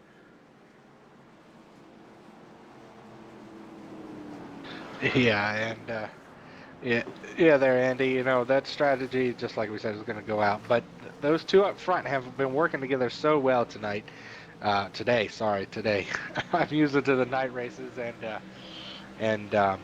but they've been working together so well, sticking together no matter what, and they've been able to stay up front, even though challenges from the 89 and different guys throughout the race, they've been able to hold it off. But sounds like, Andy, you're going to try to catch up with one of the drivers down there on the track and see how everything's going. Yeah, we're going to take a peek on the radio here, see if we can not get a hold of the 19, and that's Curtis Young. This is Andy up in the booth. Got a copy? Yes, I do. Well, you've had a pretty strong race here. You started in the 20th spot, but you were able to make your way up through the field there, and since then you've been up here in the top 5, top 10 for the majority of this part of the race. And what was the strategy for yourself, just trying to get yourself up to the front? Honestly, I'm just riding right now, trying to stay out of the wrecks, and I figured being up front's probably one of the best ways to do that. So that was basically the strategy: get up front early and try and stay here. So. Well, you're definitely doing that part as far as staying up there. You guys had a good pit stop right there under caution, and yourself back out on the racetrack in that 4th spot. So you're going to restart on that outside line right behind that 20. That 20 and the 24, obviously teammates running in this race, and those two have they've been pretty stout here, working together. And what's it going to take? A couple more drivers along with yourself to maybe try to get the opportunity to get around them? I definitely expect to drop back a few spots on this restart because I'm on the outside, but I don't know. I guess we'll leave that for later. I definitely think we can get around them if we need to, but I'm not rushing the issue right now, so still got almost half the race to go. Well, you're definitely playing it the right way. Obviously, with a 500-mile race, patience is definitely a key thing, especially in the early part of this. We expect the energy to ramp up, obviously, as we start to count the laps down, and we wish you the best of luck. Maybe we'll get a chance to talk to you in Victory Rally today. All right, thank you guys. Well, that has been the driver of the number 19. That's Curtis Young, and like we said, he started in the 20th position. He methodically worked his way up to the front. He's been there ever since, and like he said, guys, I mean, literally, it's a strategy at this point is just to stay up front, and so far it's worked well for himself and a couple other drivers up there. Yeah, I'm not surprised by Curtis. He's one of the top 5 guys in Domino's Cup Series right now. And, he's known for saving his stuff. So, not surprised at all that he's up here. And looks like we're going to get the one to go. Yeah, so the one to go, the lights go off on the pace car, and everybody's going to get cycled around here. A couple more drivers getting the wave around the pace car. That'll put Dylan Brockwell on the top side. It looks like he's going to take as his teammate in the 24 of Bowden's going to go to the bottom, and these guys will probably time the restart just right, that you'll see that 20 really get the jump, and then he'll jump down in front of his teammate there, which in turn would give the 19, and we talked about Curtis Young, the opportunity maybe. He talked about maybe losing a couple spots on this restart, but being the lead car on that top side, if he can get some help from those other drivers behind him, like the 55 and the 88, he might have an opportunity here to get maybe a push and maybe get up ahead of these guys. The problem is he's got to know that 20 and 24 will probably gang up onto him before too long. Yeah, that with that 20 starting outside, it's pretty much a fact that he has to go first. So he's going to go ahead and jump the start a little bit, get down in front of the 24. So he's going to at least try to get a good start here, as the league rule states that you can't go before the green flag flies. But I think he'll be able to get enough that he'll be able to get down in front of that 24. And, I was just looking, Andy, at that the payouts. If they split it, they get over $500 for finishing first and second with a trophy. So that team definitely out for some good money tonight. Yeah, hey, you never know. They might even split it halfway right there between the two of them. Pace car to the safety of pit road. Green flag in the air, and look at that 20, a pretty good jump on that outside, and exactly what we said did happen. The 19 does have some help. Curtis Young, he's got that 55 right on his back bumper. That's Ryan Hill. And, of course, the 88 of Luis Salmaso also on his back bumper. So I wouldn't count that top side out just quite yet now as they race off of turn number 2. Looks like everybody's starting to get up to speed here. And looks like some connection issues maybe for the 24 at the time being. We'll see if that straightens itself out here as they run, and that 19 on the top side starting to fall back just a little bit. The 55 was unable to stay up to his bumper. Yeah, you definitely saw a huge check up there with that 24 car all over the racetrack there blinking. It looks like it's subsided for now, and looks like we're going to go back to single car runs through the top 5. That's one of those things, Josh, when you come, when you're racing on the sim, is that you got to rely on that internet connection. And when you're running a 500-mile race, you're about halfway through it. I mean, that's the last thing you want to see is the connection issue at this point knock you out of this race. I mean, that would be heartbreaking. Oh, yeah, for sure. I mean, you're just halfway. We've been in the race now for over 2 hours with practice and everything, so that would be definitely an issue. But I was just looking at there on that restart when the 24 laid off. He actually got some damage, and so did the 89. The 89 of Matt Quick actually got into the back of that 24 and got a little right side front damage to that 89 Dingleberry Motorsports Chevy there. So that'll be something interesting to see as now the 24 has got some damage. But that strategy that we were talking about earlier of that 71 unfortunately seems to come to fruition here. And Chad Cole just went a lap down on the outside by himself. And guys, that whoever picked him there, I think it was you, Paul. I'm not sure, but at this point, it's not going so well. We got plenty of time left for him to be able to maybe make that up, but maybe the jinx probably finally caught up with you, Paul. And but we won't say that yet. There's still plenty of laps left to run here. We got about 89 laps left to go as they cross the start-finish lane now, so there's still plenty of time. With a caution, Chad Cole could get his lap back, being the first one a lap down currently, and with that said, would obviously put him back into contention. Leading the way, though, Dylan Brockwell, Colabound. They've been doing this since about lap 30 or 40. Those two guys have definitely been the class of the field so far, but we talked tonight. Oh, the 49 car, big problems in the back straightaway, it looks like, and Justin Rogers comes to a stop on the apron. Like trouble out of turn. Like trouble for him out of turn number 2 right there with some trouble. Looks like some contact maybe with the 2 car. Wow. Just flat out got turned around right there. Maybe a little bit of net code, I'm not sure, but the 2 who got his way up to the front there, Marcus Potts, from 38th. Now he's pretty much been struggling since that point when he had the tires, when he stayed out on old tires, and it caught up with him, and now it's just continuing for the to happen. So yeah, Andy, and as we were just pointing out, in our series that we do on Friday nights, there's no pushing on the corner because that happens a lot. It's called the right hook, or hook, unfortunately, where the sim, gets the 2 cars connected and they don't want to come apart, and it just hooks that car around. And it seems like that's what happened there with Marcus Potts and that the other car, the 49. And unfortunately, they're going to be pretty far back now in the pack, but they pretty much not too much damage. But as look back up towards the front now in the top 5. Dylan Brockwell still holding strong there in first place. A little bit of connection issue there a minute ago. Him and his teammate Colin Bowden having a little bit of issues. Like we said, that'd be an issue. But behind them, Matt Quick and Tom Whitmore, a new face up there in the front, Ray Rittenauer. Matt Quick likes that. His teammate from the iSuper Speedway Cup, Dingleberry Motorsports. So finally, if Matt Quick's got some help, we'll see how that goes. But throughout the rest of the top 10, it looks pretty much single file all the way back to 14th, and then there's a gap back to the 15th place car and another small pack before there's a third pack behind that, Andy. And still pretty much racing. We got about 85 laps to go. We're going to see some more pit stops, but it's about that time where these tires are starting to go away. It'll still be interesting to see how everybody handles it. yeah, and that's one guy you mentioned, Ray Rittenauer, finally running in the back of the pack pretty much all race long.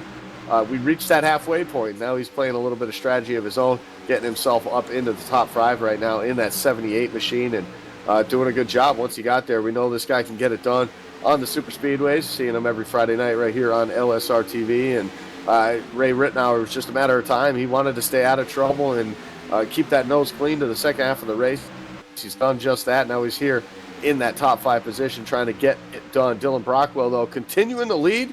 We're going to take a moment to step aside. You're watching the Pit Stops for Hope.org benefit, or 500 benefiting Laura Lawson right here on LSRTV, the voice of sim racing.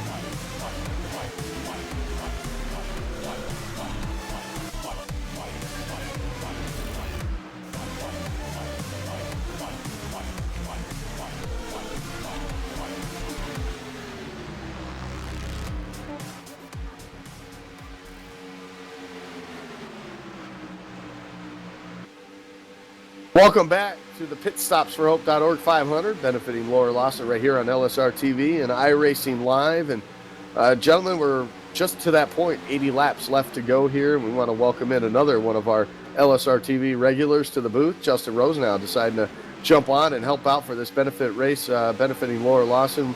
Of course, that touches all of us here at LSRTV because she is basically the prime reason LSRTV exists, the founder of LSRTV. So obviously this is coming out in a caution on the speedway here on lap number 78, and it looks like the 11 machine is Jeff Wickley is the one in the grass right now with problems for him.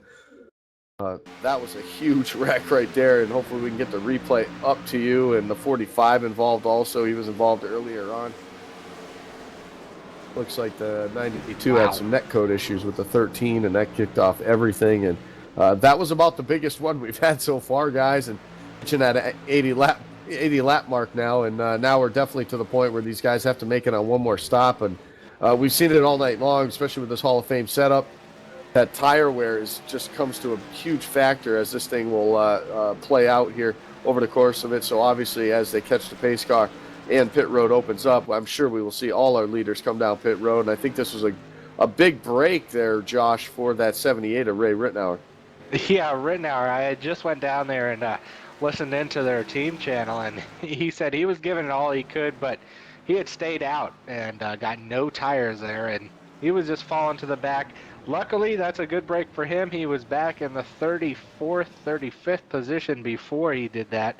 Up to 14th now. He's going to be able to come down, get those 4 fresh tires with everybody else, as we got about 75 laps to go. We'll have a little bit less once we get going back green flag racing, but he's still definitely got a lot of time to get around everybody, and now he's up in the front. You know, those couple iSuper Speedway guys might be able to challenge some of the Domino guys that are up there, and we'll see how it goes as they're getting ready to come down pit road. Well, obviously I welcome Justin up to the booth, and Justin, speed weeks have been going on for, it seems, a month now, at least on iRacing, and Daytona race after Daytona race, and it's been a lot of fun and a lot of different leagues. And we look up and down through this field here today, and I know there's a ton of names that you recognize also as far as other broadcasts that LSRTV does for other leagues, and just kind of cool that we can mash up so many different names and different personalities as far that are across iRacing for this one event. Well, you're talking about, everybody trying to support, our fearless leader, Laura Lawson, everybody joining in, and it's great to see guys from Real Sim Racing, iSuper Speedway, Domino's TYJ, everybody, just United Sim Racing as well, the whole gang involved here. Drivers coming down pit road, leaders in for pit stops. Dylan Brockwell in the 20, right side's up on that machine. 2 Goodyear tires going up. Left side's going on now. 2 more Goodyear tires. Full tank of Sunoco race fuel. The 20 at Dylan Brockwell going down and away. He's going to beat everybody off of pit road, followed by the 89 of Matthew Quick. And the 24 of Colin Bowden, a little bit of trouble. Too much wheel spin, hits the inside wall. That's going to give him a little bit too much nose damage. He might have to come back down and put for repairs, guys. Yeah, he might have to come down pit road, but we'll see what happens. Obviously, a little bit of nose damage, maybe not hurt the guy too much as he's behind another driver with this draft, but if he wants to lead a pack, which he hasn't all night, he's been pretty much pushing that 20 around this racetrack lap after lap since about lap 40 here. So those two, obviously, for the last 60 to 80 laps here have been helping each other out, and as long as he stays behind somebody, it might help him out just a bit, but slight damage to that 24. We saw him get involved actually on that last restart with the 89. That bottom side checked up just a little bit. Those two ended up with a little bit of damage to begin with. So we'll see what happens on this restart. But we'll let everything cycle through. But let's dial up somebody we haven't talked to since the beginning of the race. Our in-race reporter this afternoon, and of course that's the driver in the number 1 car, TJ Graves, and let's see if we can not dial him up here on the radio, and I think we can. TJ Graves, Andy up in the booth, you got a copy? Yes, I do. Well, TJ, we haven't talked to you since the beginning of the race. Strategy played out pretty good for you early on. You were able to get yourself up to the top 5, but it seemed like the tire wear really just caught you there at one point in the race, put you a lot further back in the field than I'm sure you want to be at this point in the race, but you're still on the lead lap. You're sitting there right now in that and the 9th spot here. So you got a lot. You're able to get back up here now into the top 10. So what's it going to be from here? That 71 you were working with has kind of fallen off the map. Yeah, I lost connection with that guy I was working with. I got shuffled out of line and hit the wall. The tire wear was just horrible. We're just gonna go for it from here. I have a couple people up here I know, so we're gonna go for it now. 75 to go. Well, your team owner up here in the booth, Justin Rosenau, says you better get your butt in gear. You might be looking for a new ride. We're gonna Mr. Excitement style it now. Well, there you have it. Well, TJ, we know you got a lot of work left to do here, about 75 laps left to go in this event, and hopefully we can talk to you up there in Victory Lane here with a big check at the end of it. Yeah, hopefully we're gonna try. Tire wear is good. We had half of our tire wear lost on our right front tire that long run we had, so we learned our lesson. Well, learning that lesson is what it's all about, and with plenty of laps to make it happen, I'm sure he can. So we'll let him get back to work, and for us, we'll get back to work up here. As I think this time by they'll get the 1 to go here, and they should get the 1 to go this time by, which a couple of these lap down cars will get the wave around. But Dylan Brockwell continuing to lead this thing. But look who's made it back up there. William Moore, our pole sitter this afternoon, kind of fell back there, gentlemen. First part or around the halfway point of that race, and it's taken him a while to get back up here, but on this restart he's going to find himself on the front row. Yeah, that's going to be good for him, and going to take the opportunity here just a second to throw out some of the sponsor plugs we have here on this broadcast. How about Domino's? Domino's new Piece of the Pie rewards. You can earn a free pizza after just 6 online orders of $10 or more. Sign up today at www.domino's.com/rewards. Domino's. Oh yes, we did. And how about the Bucky Burt Show, airing on Monday nights at 7 p.m. Eastern from Charleston? Listen to all the NASCAR talk from last week and hear the info from the insiders of the sport. Check it out today at BuckyBurtRadio.com. Andy, we're getting ready to go back underneath the green flag. Lights off on the pace car. Going to rack them, stack them, and get ready to fire them off one more time here as we are entering the waning stages of the race.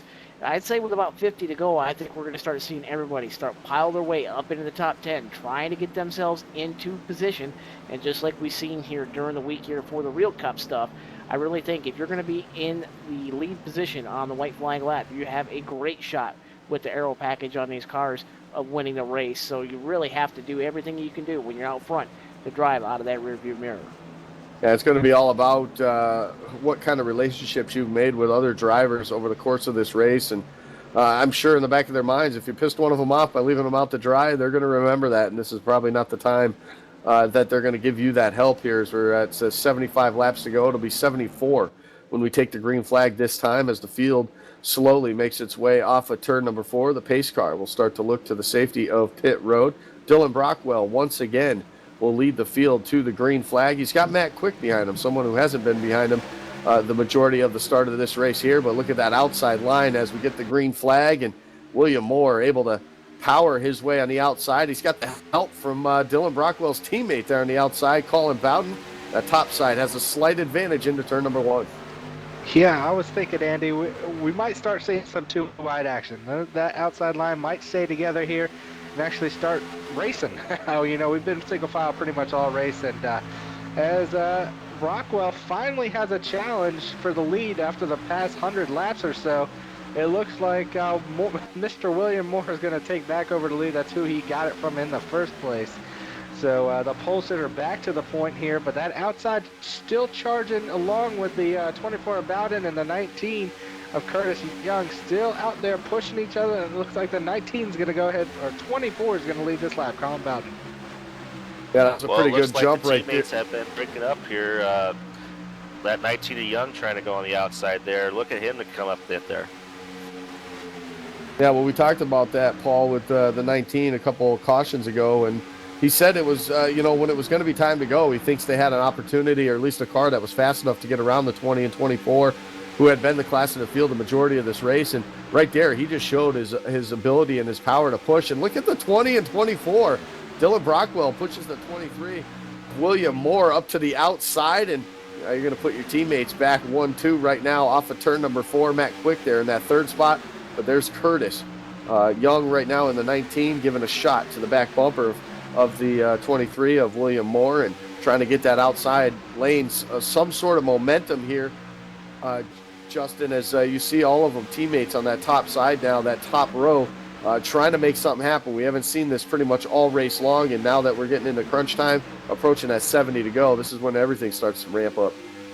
Yes, indeed. You got everybody on the track right now. Front three, single file. Everybody lockstep, 2 by 2 by 2 on back from there.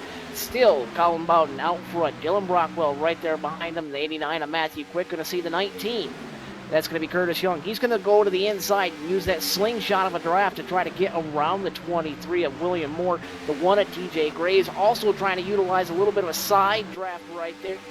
Almost contact with the 85 of Judd Danielson. These guys working side by side by side. Now into turn 1. They're trying to get single file up front, but behind them, everybody's still stacked up about 10 rows deep. Yeah, you can see the 23 having some problems on the outside with no help there. He's going to try to drop in behind TJ Graves. That's going to put him back a couple more spots there.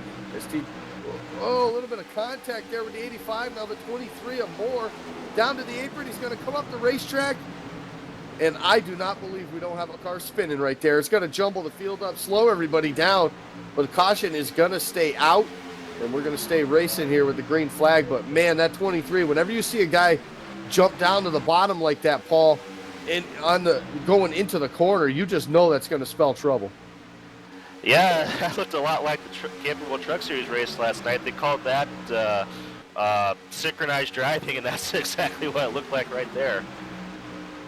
I'll give a lot of credit, though, Josh, to the drivers, all of them involved with that little scuffle right there, able to keep that thing straight. I'm amazed. I mean, these guys obviously all day long have been putting together a great show, and but right there, I mean, that just shows you the great driving, because typically when you get a car like that and you get touched in that left rear corner, like that car did when William Moore came up the racetrack, it usually spells disaster. That car's usually around, and it's usually going to cause for a major wreck.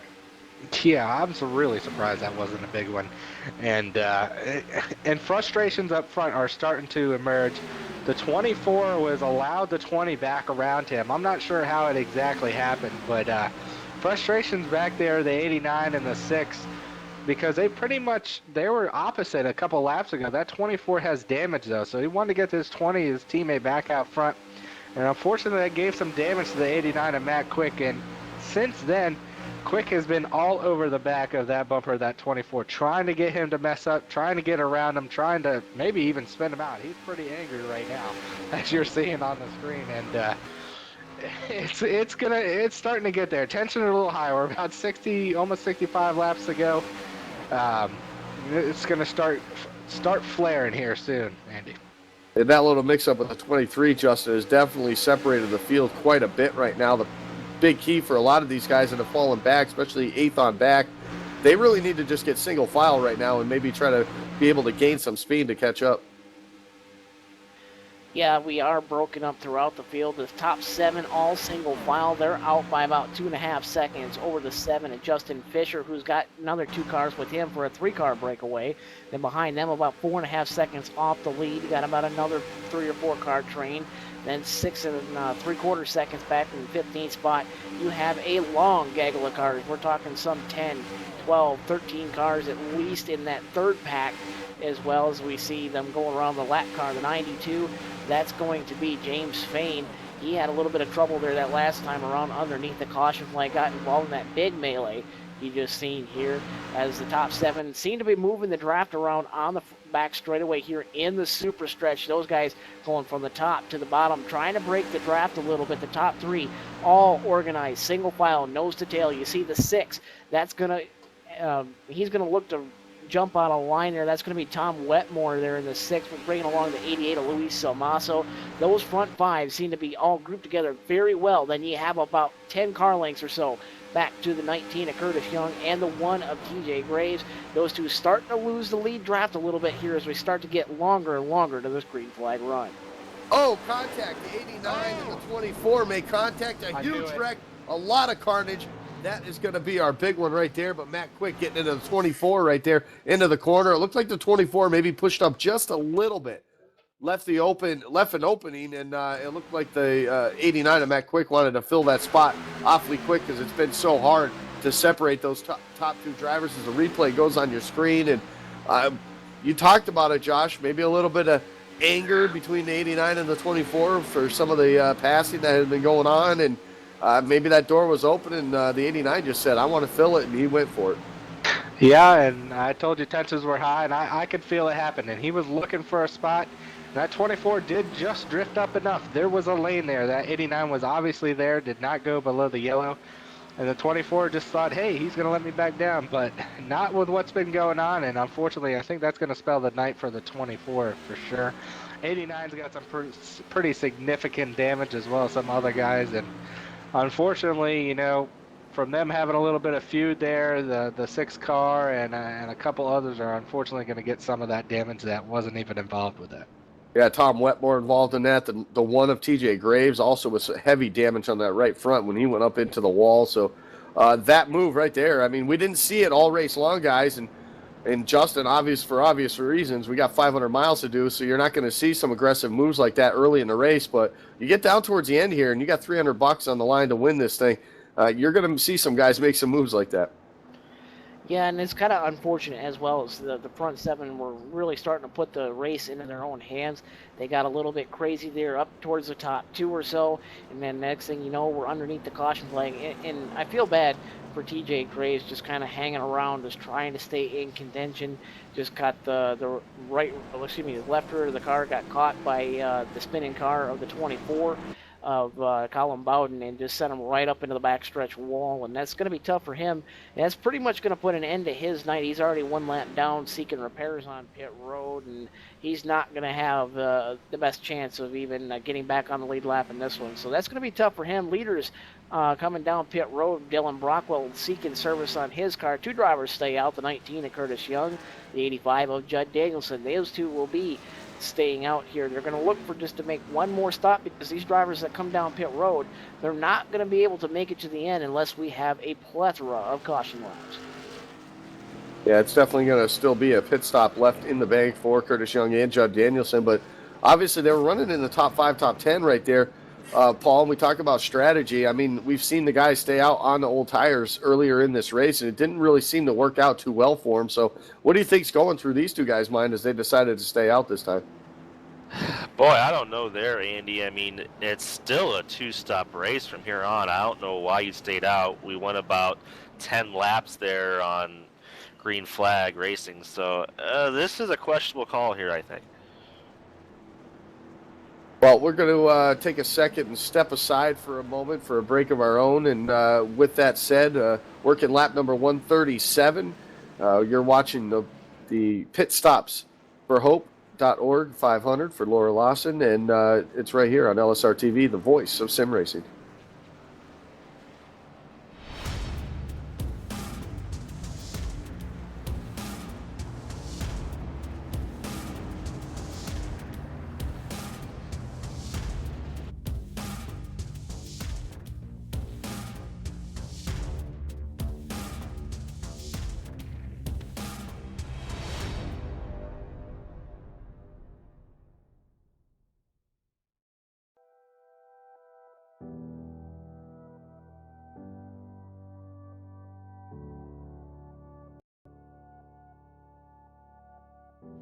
The partnership with iRacing.com, originating with Grand Am Road Racing back in 2010, is involved to where it is today. The partnership with IMSA.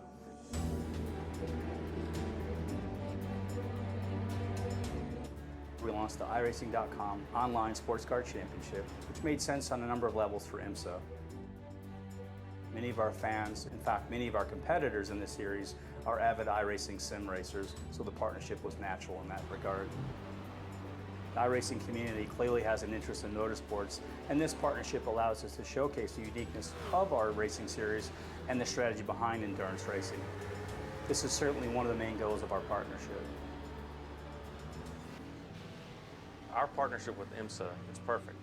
It makes sense on many levels. IMSA is all about sports car racing, endurance racing, and that's something that iRacing has to offer. Events that are exactly like you'll find in IMSA.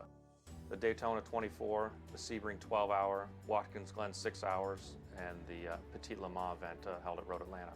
You can choose from the Corvette Daytona prototype or any number of the GT cars that we have to offer. The combination of those cars makes for great mixed class racing with variable speeds. The Corvette DP that's in iRacing is an exact model of the Whelen Corvette that races in the IMSA series. Eric Kern was very helpful in getting us data and all the bits and pieces that we needed to complete the project. All the tracks on iRacing are laser scanned, so they're exact replicas of what the real-world drivers get to experience in the IMSA series. You can race on nearly every track that IMSA drivers race on.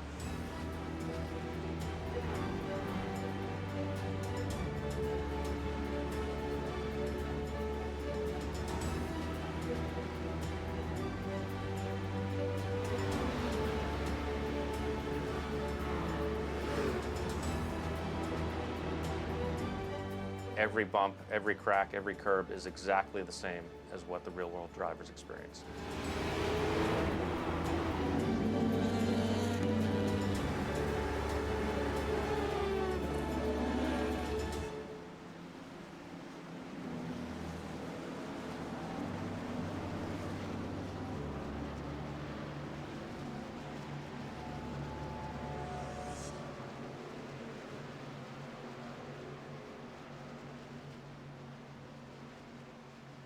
Welcome you back here to the pitstopsforhope.org 500, benefiting Laura Lawson on LSRTV and iRacing Live. And we're approaching that point, guys. Almost 60 laps to go here. Just want to mention, of course, the Lions Club International. When it comes to meeting challenges, Lions' response is simple.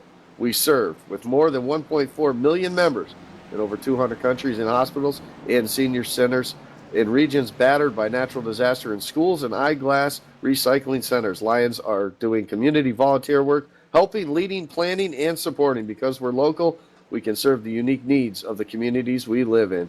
And because we're global, we can address challenges that go beyond borders.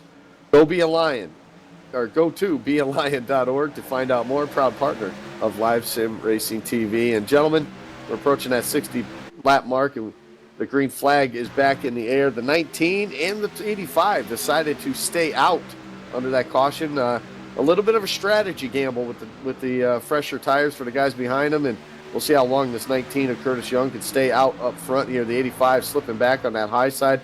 Definitely not the restart that he wanted, because he's got a lot of guys with fresh tires coming in early. He does, but I tell you what, though, you're going to have to watch out, because the 85 still strung out high on the upper lane there. He's getting hung out to dry. No luck for him. That's Judd Danielson, but the 19 of Curtis Young still out front. He's got the 20 of Dylan Brockwell. Oh, trouble. One car around, two cars around. The big one happening. Turns 3 and 4, 4 and 5. One car, two cars flipping down on the front straightaway. Caution flag Still out here wrecking. at Daytona.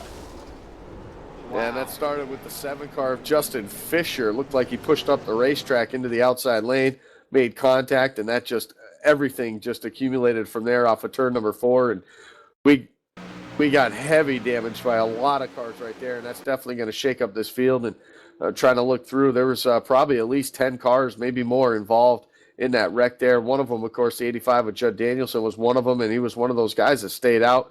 For Curtis Young, this is exactly what he needed. The problem now is, does he pit? Does Dylan Brockwell and Matt Quick pit, or do these guys actually stay out this time? Of course, Ray Rittenauer up to the top 5 now as well, but heavy damage to all these guys. We'll get the replay up on your screen in just a moment. Yeah, that was a big damage there, Andy, and I don't know if the one car just lost control, or maybe he had a screen defect, maybe a screen freeze, because he just literally went straight up into the 85, that 7, and I don't know about you, but just watching it, the frame rate dropped to like 30 for me, so that was a huge wreck. There was cars upside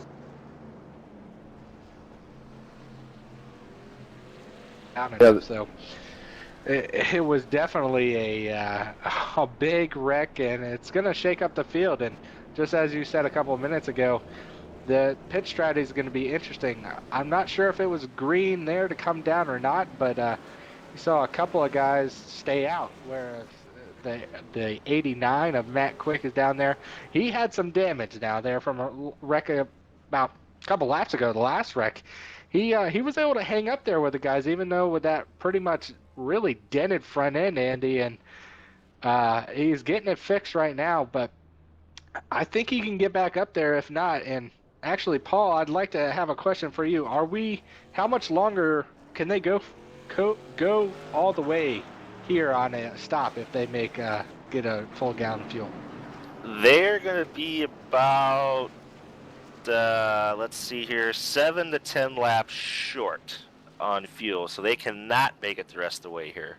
Well, how many caution laps do you think is that going to be? Can they make up how many here under caution? If they go in on the last lap, you think they'll be able to, if they get one more caution, they could kind of easily just, go around under power maybe and get to the end, or you think they're definitely going to have to make one more stop? Well, we restarted on lap 40. They pitted around lap 138, so it would be really, really close if they get one more caution. All right. Well, again, Paul, with the expertise there on the fuel, and I think it's probably not going to come down to that. I think there's going to be another caution here, as cautions breed cautions, as we usually say. And Andy, there was 2 cautions, one big one and one small one there within a 5-lap span, just not even 2 full green flag laps.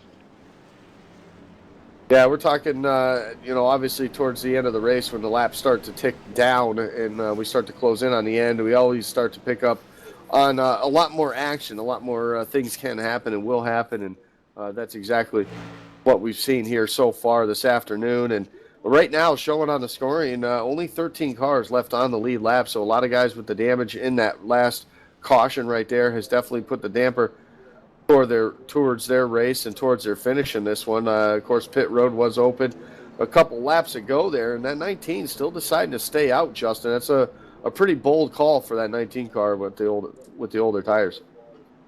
Well, I still like it for one fact and one fact only. He does not have a full run on those 4 Goodyear tires.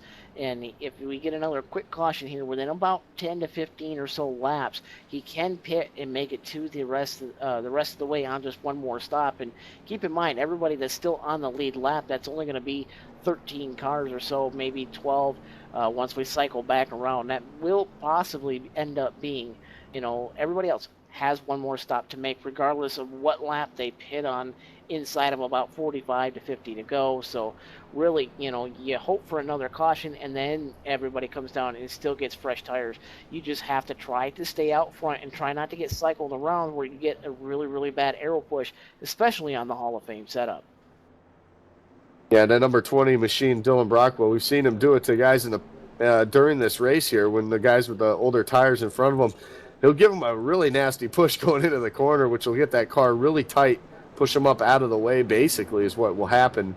Paul, we've seen that a couple times already with that 20 car, and I wouldn't be surprised if he can get down in front of the 19. He won't have that issue, but he's going to have his work cut out for him.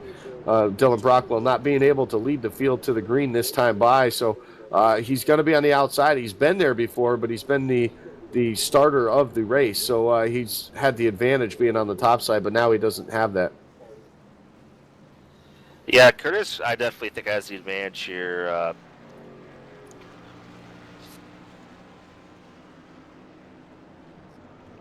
Yeah, I agree with Paul being on the bottom there. That outside just hasn't really gone very much, and Curtis definitely is in the right position, even though he's got a little bit of damage. That 20 doesn't. I think the 88 behind him of Luis Asalmosa, he'll be able to push. But that 75 just behind him, James Nunn, he's got a lot of damage. I don't know if anybody else sees that, but he's got some pretty significant front end damage.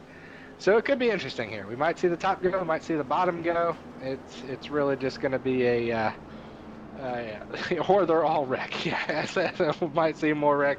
There was 13 cars involved in that last wreck, and it's coming down. There's not too many cars left on the lead pack. We started with 43. We got down to about 12 to 13. Probably about 5 of those don't have damage, Andy, as we're coming back to the green flag once again here, lap 144, working 145, about to Well, we'll see if we can make it a whole lap this time.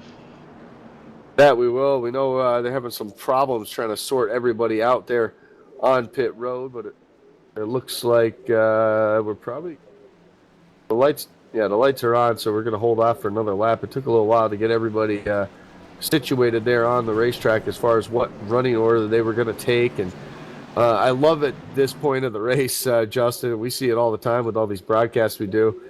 Just the energy level just amps up so much more when you get down to the closing laps of a race, especially one this big and one with such a great cause attached to it, and a big prize for even the top five. You know, a $300 prize for that first spot, but then even finishing second, not too bad themselves, getting a $200 check also. So a lot is up on the line for these guys, and the anticipation, the energy level, everything's just going to keep getting more and more as we approach that end of the race.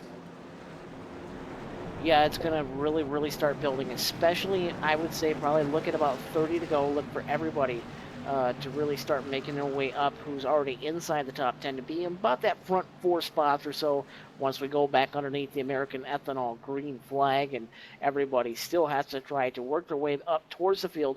Just 13 drivers on the lead lap, and going to have to see if we get a couple more lucky dogs, and we may have a couple more cautions, I believe, before the end of this thing, but the pace car gets ready to roll through turns 3 and 4. We get ready to fire the field back up just one more time when we take the green flag. Going to be 55 laps to go here at the World Center of Racing. Yeah, you're absolutely right. 55 laps left to go here in this event, and it's been a long afternoon so far. We're about 2 hours and 17 minutes on the clock right now since the beginning of this race, and right now we're going to get set to get this thing underway. Again, Curtis Young going to lead the field to the green flag as the pace car looks to the safety of pit road. Dylan Brockwell, his race right now depends on this restart on the top side. Green flag in the air. He's got the 78, Ray Rittenauer on his back bumper, and we know, Jason or Josh, that that 78 definitely knows his way around the super speedways. We see him every Friday night right here on LSRTV. Yeah, he's definitely one of the ones that get around this super speedway here at Daytona, and currently he's able to push that 20 out to the lead here coming off of turn 2. They might have a good run. It's pretty much the top 4 battling as the behind them got damaged cars and just not able to get up to speed. That 00 on the outside of Sean Meyer, and he's just not going. I expect to see Rittenauer possibly to drop down here below the 88, behind the 88 that is. But he's sticking up there with that 20 so far, as they're going to probably get a run here off of turn 4. Maybe not. That setup is just a really big issue. You see one car coming down to the pits, the 75 of James Nunn just quickly ducking down, as the 78 now does get in line with the 88 of Luis Salmosa again. So here we go. Teammate, though. I see his teammate there, Matt Quick. I don't know how he's still right up front, guys, after that wreck, but got some damage fixed. His teammate's coming, and we'll see if they can get it done. But everybody's getting a little spread out, single file. Yeah, with all the damage and everything that's happened, it is not surprising that we see this field a little strung out at the moment, but we'll see some of these guys really hook up to each other, back bumpers here, and really try to give each other a good push to get up towards the front. Dylan Brockwell finally, after starting second, able to pull down into that 4th spot right now, just behind Ray Rittenauer in the 78 machine. Matt Quick trying to stick with that draft of those top 4 right now, having a little trouble doing it. Sean Meir just behind him, a few car lengths as well, losing the draft of these front guys. That'll put him back along with William Moore in that second group, which is just from 7th on back to 10th right now. It's only about 4 cars in that second group. So everything's been mixed up here so far, Paul, and this is definitely something we've expected to see, but to get split up like this, I expected to see this after green flag pit stops, not after a caution.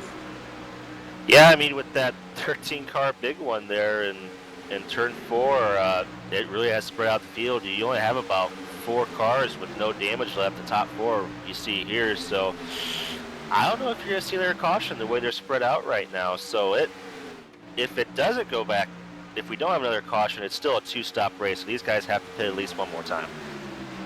Yeah, they're going to have to pit at least one more time, obviously, get some fresh tires and fuel, and we'll keep an eye on that 19 because, remember, he is still out on older tires than the rest of the field that is behind him. So we'll keep an eye on that 19 to see how long he can stay up in the lead right now. But you can see the 87 getting a huge push into turn number 3 from the 20. The 88 deciding to come down and maybe slow things up just a bit. Oh, he almost makes some contact there off of turn number 4. The Ray Rittenauer and Luis Salsmaso getting real close right there as the 78 looks to the high side the 88 looks to the high side again. Going to be almost 3 wide here as they exit the tri-oval, heading down towards turn number 1. Salmaso still by all his lonesome on the top side. Everybody still single file on the bottom lane. 19, 78, 20. That's Curtis Young. Rittenauer the second, and the 20 of Dylan Brockwell. They're still all single filed out on the bottom line. The 88 of Luis Salmaso going to drop down single file to try to get around the lap cars. That's going to be the 38 of Curtis Aho and the 75 of James Nunn. Those guys going 1 lap down, so 11 cars now on the lead lap. The 19 of Curtis Young, the tires starting to fade away on that machine. Rittenauer poised to strike as they enter the tri-oval this time by. Gonna be 50 laps to go here from Daytona. Yeah, 50 laps to go, and that's exactly what we thought was going to happen here, and it didn't take too long. The 19 starting to push up through the corners there. If the 20 and the 78 can get hooked up, they're really going to have the advantage here and be able to get around that 19. They just got to be able to time it at the right spot. And Paul, we talked about it. One more stop, these guys, and with the old tires, it right now is really starting to show for that 19 and how much that right front is worn out. You can definitely see it there on that last lap, and you see it now. He's starting to really drift up the track there, and I'm doing the math. It looks like Curtis Young would have to pit around lap 170, and the rest of these 3 guys that have been out for the lead are going to have to pit around maybe lap 180, 185.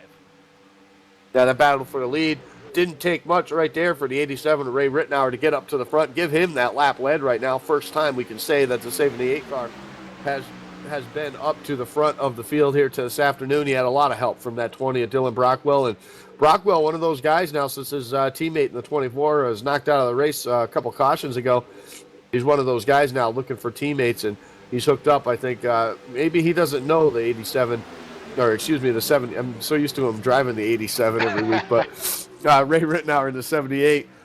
He may not be used to, Brockwell may not know this guy, but I think he's hooked up right now to one of those guys, Josh, that really knows how to get around this place like we had talked about. Yeah, I'm sure he's staring right into that back bumper, says I Super Speedway Racing on the back, so I'm sure at least he has an idea that that maybe he knows what he's doing, but it's pretty much those front 3 have the best, cleanest cars. You look back at the 19 and the 89, and they got a little bit of damage as we're coming by some lap cars, getting a little bit of dicey here. Pretty much a lot of those look like modifieds or maybe something you would see at Bristol, but or Martinsville, not here on the Super Speedway. But you got these top 5 guys pretty much looking like a Carb Cup race here now, but they're out there by themselves. Closest to those 5 is about 4 seconds back. You see the second pack of the 00, Sean Meyer, William Moore, our pole sitter tonight, Eric Huck, and Brett Rogers and Mark Frevet, all sitting in line with a couple of lap cars, but they're sitting 4 seconds back from that lead pack right now. Only 11 cars on the lead lap, but it's really those top 3, 4, maybe 5 as the 19 now is drifting back, but here comes that 89 again, the teammate of the 78 or 87, whichever Andy decides, coming up through the field again, even with that damage.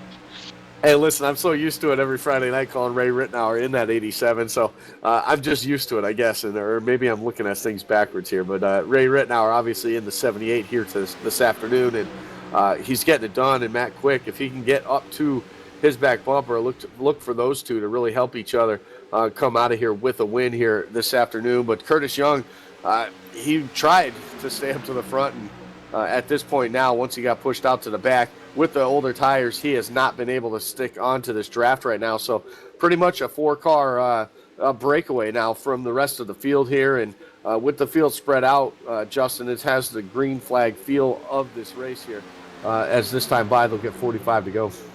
Pass for the lead in turn number 3. The 20 at Dylan Brockwell back to the point, gets a big swap with the 78 of Ray Rittenauer. The 88 machine of Luis Samaso falls back to 4th after being passed by the 89 of Matthew Quick. Those front 4 back single file now as they exit the tri-oval, heading off towards turn number 1. Really starting to pull away from the 19 of Curtis Young. He is on them old tires, and he may have to come down and make a green flag pit stop, and that may be tough luck. He really needs a caution here in the next couple of laps.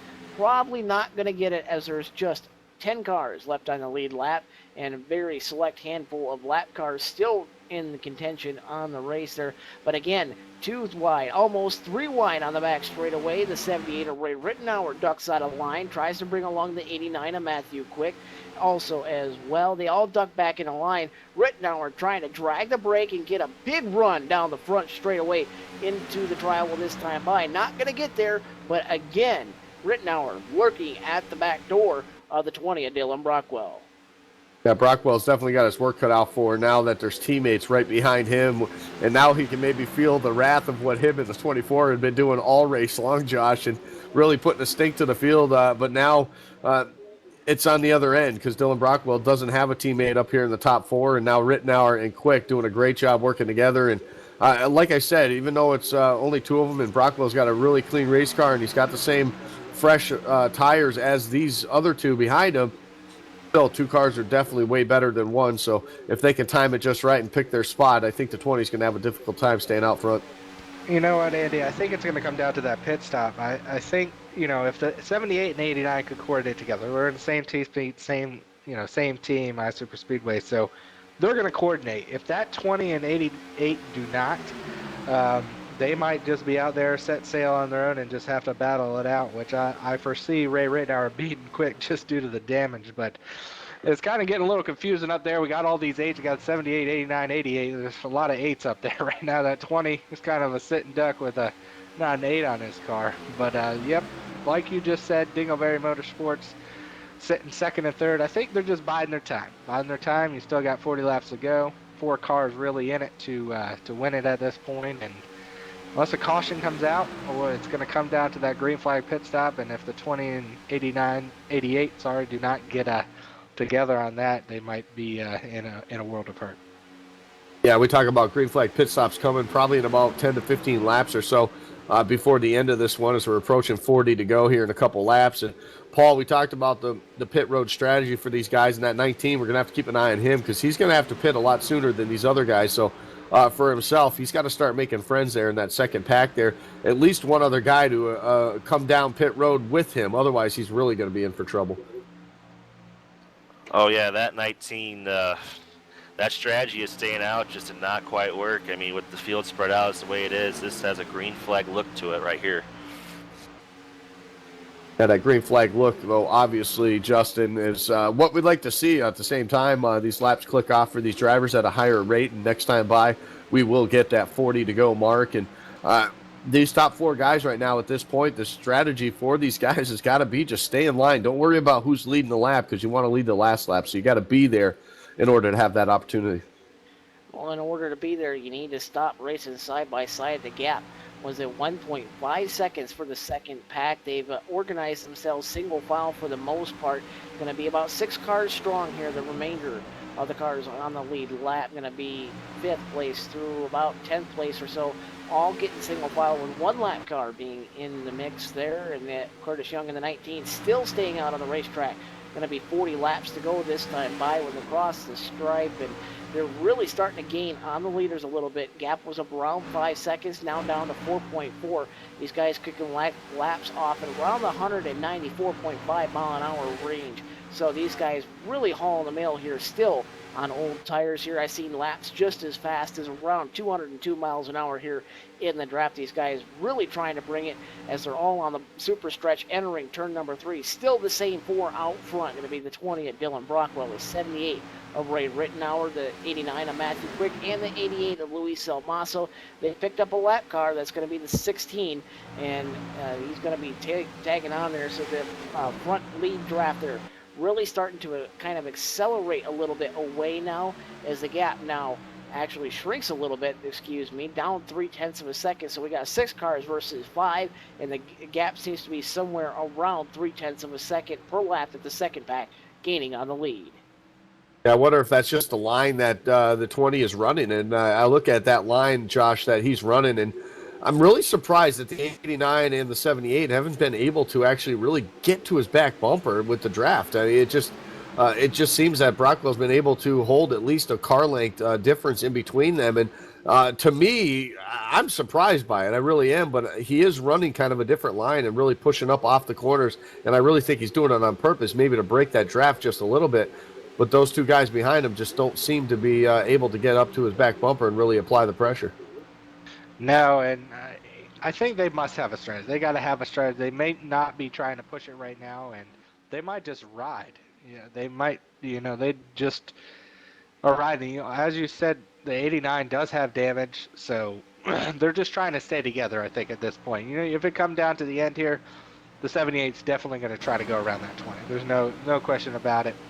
As you see him going around a couple lap cars here, 13, 41, 17 on the outside, get around them pretty easily. But as long as those 5 stay in line, I think even with the help of that lap car, they're still about 4 seconds out in front of that other pack. We'll see this time around how close they are. They're still about the same, actually gained about 4/10 on that pack behind them. So that front pack still pulling away right now. It's going to come down to the pit strategy, Paul. And when are we expecting to see the leaders come down? I know we had that one person stay out there a little while ago, the 19, and he's fallen pretty far back. Well, he's not falling that far back. He's in 5th. But when are we expected to see these guys? We got about 35 laps left. When do you see them coming? Well, I'm curious. They're in their pit window now. They can make it the rest of the way if they pit now. So I'm curious, are they going to run out for fuel here or come in for tires? So, and another thing I want to add too is, do they all pit at the same time? None of these guys are really teammates together. So do they all come in at different laps or do they all come in at once? I'm kind of curious to see what's going to happen here. Yeah, we're going to keep an eye as these guys continue to do this. We're going to go LSRTV nonstop for the final time here in this event. This time by, they're going to get 35 laps to go, and we'll come back with the remainder of the green flag racing that we have. With that, you're watching the Pit Stops for Hope.org 500, benefiting Laura Lawson right here on LSRTV, the voice of sim racing.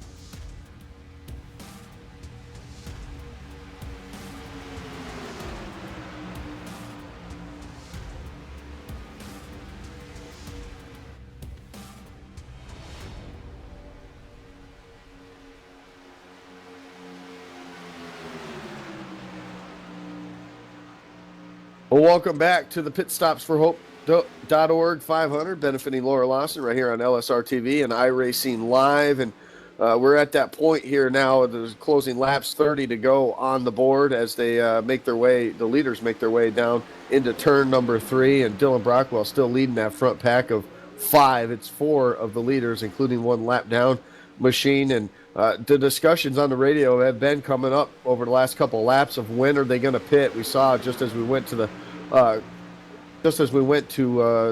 commercial break that Curtis Young and William Moore and all those, that second group of cars did come down to make their pit stop. They're showing a lap down currently right now, so these top 4 are going to have to decide at some point when they come down. And I really think that they need to, even though you got a couple teammates and a couple oddball, I would say, drivers as far as no help as far as teammates or drivers that they're familiar with up there in that top 4, I really think the 4 of them need to communicate and really come down together. I think, Justin, that this is probably their only hope, that once they come back up pit road and they make their stop, that the 4 of them are working together to try to get this win. Yeah, they're going to have to come down and make it synchronized. Nobody's going to be able to be the guy that makes a mistake and kind of helps break up that 4-car pack up at the front.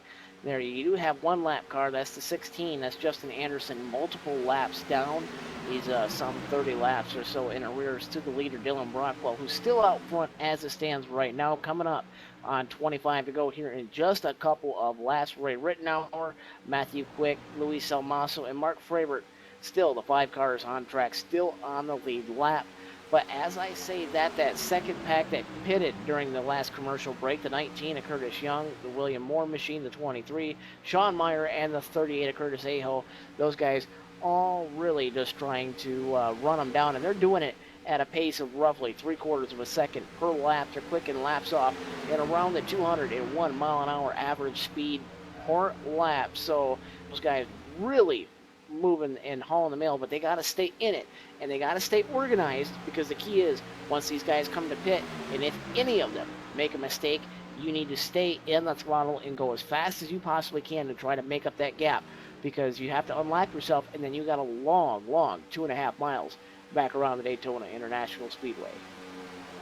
Yeah, with that said, obviously the strategy is coming up here is the 78 and the 89 having some trouble there right there. 78 pushing up the racetrack just a bit there coming out of turn number 4, and it looks like they're going to stay out at least one more lap now, but that's going to shake up that front pack there, give that second pack that shows one lap down the opportunity to get back and make up some more time. They've been making time up, Paul, and the reason being obviously the fresh tires as they get around this place. The car count as far as how many are in their group is the same as these guys, but they're making up their time just because of the fresh tires.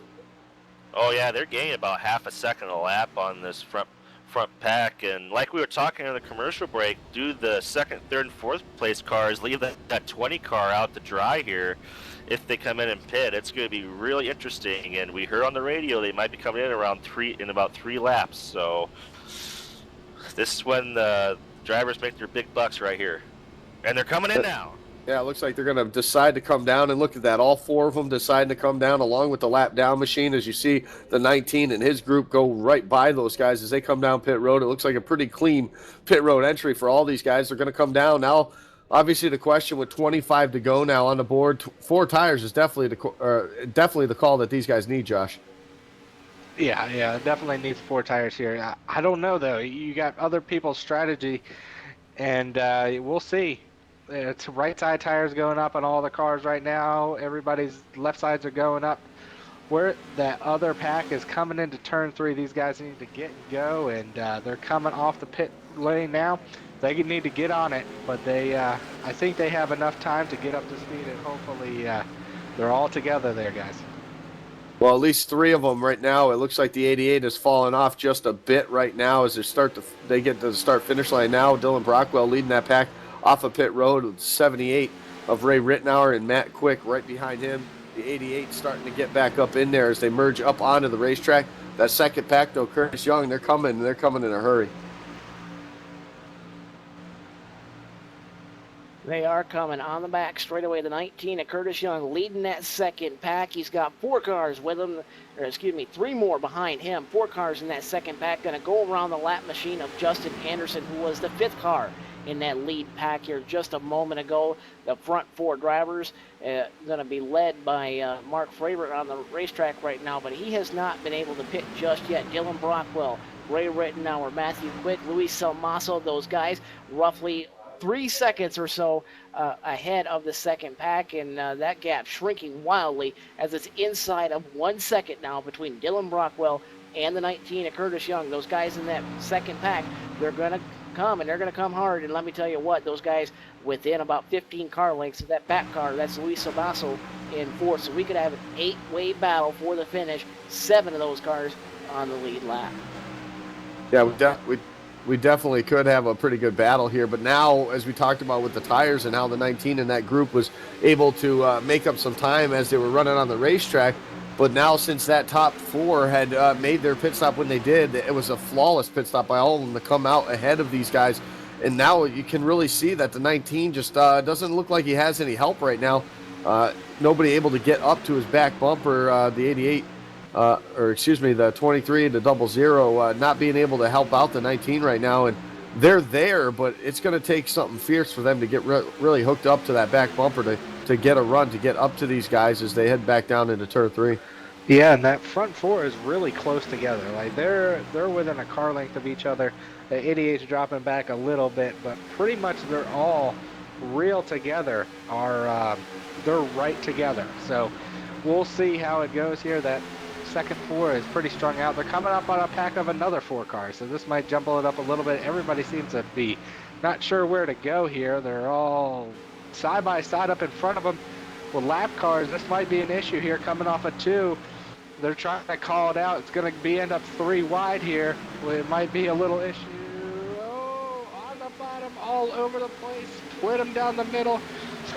I don't know how that happened. They barely got through there. I'll tell you what, the 75 came off that wall, almost came down into Ray Rittenauer in that second spot, and that would have been something to see right there. But a good call by a couple of those lap cars. Just drop right to the apron, let these leaders battle it out, and I'll give a big shout-out to those guys. That was a heads-up move by those lap down cars, and I'll give them kudos for that right there to let these leaders be able to duke it out right here. But that was a close call with that 75 bouncing off the wall there. Ray Rittenauer, I'm sure he was hoping that he didn't keep coming down. Yeah, and I got a question for Paul real quick. Hey, Paul, we're looking at it. This is really a battle for second because you got that 18 of Mark Fravert out there. He's running with a group of cars, so he's not really by himself or losing time, but he is a leader. He's 26 seconds ahead of these guys. Did he have enough fuel, or when did he pit last? Can he make it 19 more laps, or what? I'm looking at it now. He pitted on lap 144. He pitted different than the leaders did. They came in around lap 143, 142. Depending on how amount of fuel he saved under that last caution, plus if he's saving fuel now, he is on the borderline of making it. Maybe a lap or 2 short. There you go. It might be there, might not be. He's got a couple guys around him he might be able to save right now. He's only cruising about 195 as we look back to the other guys, and they're going 203, 204. So he's definitely probably in the conservation mode. But he's got 25-second lead, and as long as he's not giving up, more than 3/4 of a second each lap, that'll be enough for him to stay out there as long as the fuel lasts, Andy. And you got to think, after all this, is it going to come down to a strategy or not? As he actually lost a whole 1.5 seconds there to them. So unfortunately, he can't do that much longer. Actually, when those guys came out, Justin, we saw it on the board. There was about 32 or 33 seconds separating him from second place Dylan Brockwell. So they definitely have made up at least 9 seconds or so, almost 10 seconds here in the last probably 3 or 4 laps. So he definitely has his work cut out, especially if he's saving fuel. But for the 18 car, why not take the chance? He was running about mid-pack or so when all this was going down. So you know what? He's got a little thing on his mind, and at this point, it's checkers or wreckers going for the big bucks, and he's going to try to do everything he can. But it might fall him a little bit too short, either on fuel or on speed, and these guys might be able to catch up to him. Well, we're waiting to see what happens, really. I mean, the gap now down to 21.8, so he's running roughly 1.6 seconds a lap slower And really, that's going to be roughly 5 to go when the main pack catches in the 18 of Mark Fravert. But he's just trying to do everything he can do, save every last drop while he still has that gap. And if he has to, he can call on that 21 right behind him. He himself is 80 laps down. That's Michael Baker in the 21, Wood Brothers colored Ford Fusion, and he's trying to push the 18 of Mark Fravert to victory. We'll get the gap for you here once it updates here in just a couple of moments. That second pack leading into the start-finish line at right now going to be 1.1 seconds the difference this time by. A lot better time that last time around for the 18 of Mark Fravert, and he's going to have to find a little bit more drafting help. That 21 falling off of him just a little bit and actually going to try to pass him on the high side. So really for the leader, and he actually looks like he's going to come down and hit pit road. So tires gone on the 18. Dylan Brockwell going to assume the lead in that second pack of 4 cars is falling further and further afield of Dylan Brockwell. It's just a 4-way battle to the finish coming up on 16 to go at the stripe. Yeah, with 16 laps to go, time's ticking away, and time's also ticking away for that second group who keeps on falling back just slightly every little bit, led by the 19 of Curtis Young. And I'll tell you what, that second group gave everything they had to try to make up the time on these front 4, but I'll tell you what, these front 4 have been spot on since they've gotten together, and they pulled away after that restart. Then with the green flag pit stops, they were flawless. They came into pit road entry, it was perfect. Their stop was perfect. They came out all together as a group, and the 4 of them all together, and once they got back out on the racetrack, they were able to pull away just a little bit, and it's about 2 seconds now ahead of 19 of Curtis Young, and we go on board with the 89 of Matt Quick as you look ahead, and he's right there on the back bumper of Ray Rittenauer in that 78, and they're biding their time. You know they're going to make a move at some point, and they're just trying to let these laps tick off, and 15 to go right now that time when they went across the board. So they're going to be waiting until that final 2-3 laps before they make their move and try to gang up basically on the 20 and the 88 and take the win. That very well may be the case, but the difference you see right now on the racetrack, the front pack of 4 cars, 4 tires all the way around. The second pack of 4 cars, 2 tires in fuel on those cars, and they're really starting to fall off right now. 2.7 seconds the difference between the first pack and the second pack. Dylan Brockwell still out front. Rittenauer right now trying to drag the brake a little bit, possibly open up about a half a car length gap to 88 of Luis Samasso. Says let's go. He's looking at the outside of the 89 of Matthew Quick. It's really going to be anybody's guess right now. 14 laps to go here at the World Center of Racing, and Brockwell trying to have to do what he has to do, maybe pull a little bit of Dale Earnhardt Jr. and drive out of that rearview mirror as best he possibly can here, because the aero on these cars, Andy, you really have to block very well, because once you get a group of guys steamrolling the outside, it's going to be hard to block because you can only really make one move, and the next guy can anticipate that and jump down to the bottom line. Yeah, he absolutely could. I think the one guy, the odd man out maybe, might be that 88 of Luis Samasso. No help behind him. He has no one to help him. So for him, he's pretty much got to follow whatever this 89 and 78 do on the 20. So it's going to be fun to watch to see what these guys end up trying to do. The 88 trying to look to the outside of Matt Quick right now, and not going to be able to do it. He's going to have to fall back in line. But a little bit of separation now between these front 4. There's a little bit of a gap. Now the 78 finds himself by himself with the 20 of Dylan Brockwell, and we'll see if that 89 of Matt Quick can get back up to the rear bumper. It looks like they're starting to close the gap as they head back to 3. Yeah, Andy, and I was kind of wondering what the 89 was doing. I wasn't sure if he was actually trying to get rid of the 88. It looked like he maybe let off the gas or hit the brake there in the tri-oval, and might have been trying to get rid of that 88, so it was really only, Quick.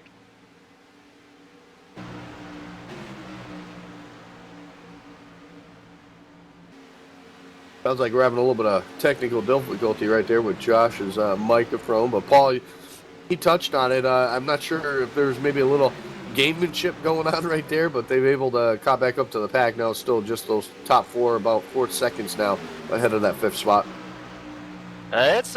We got a caution. This changes everything.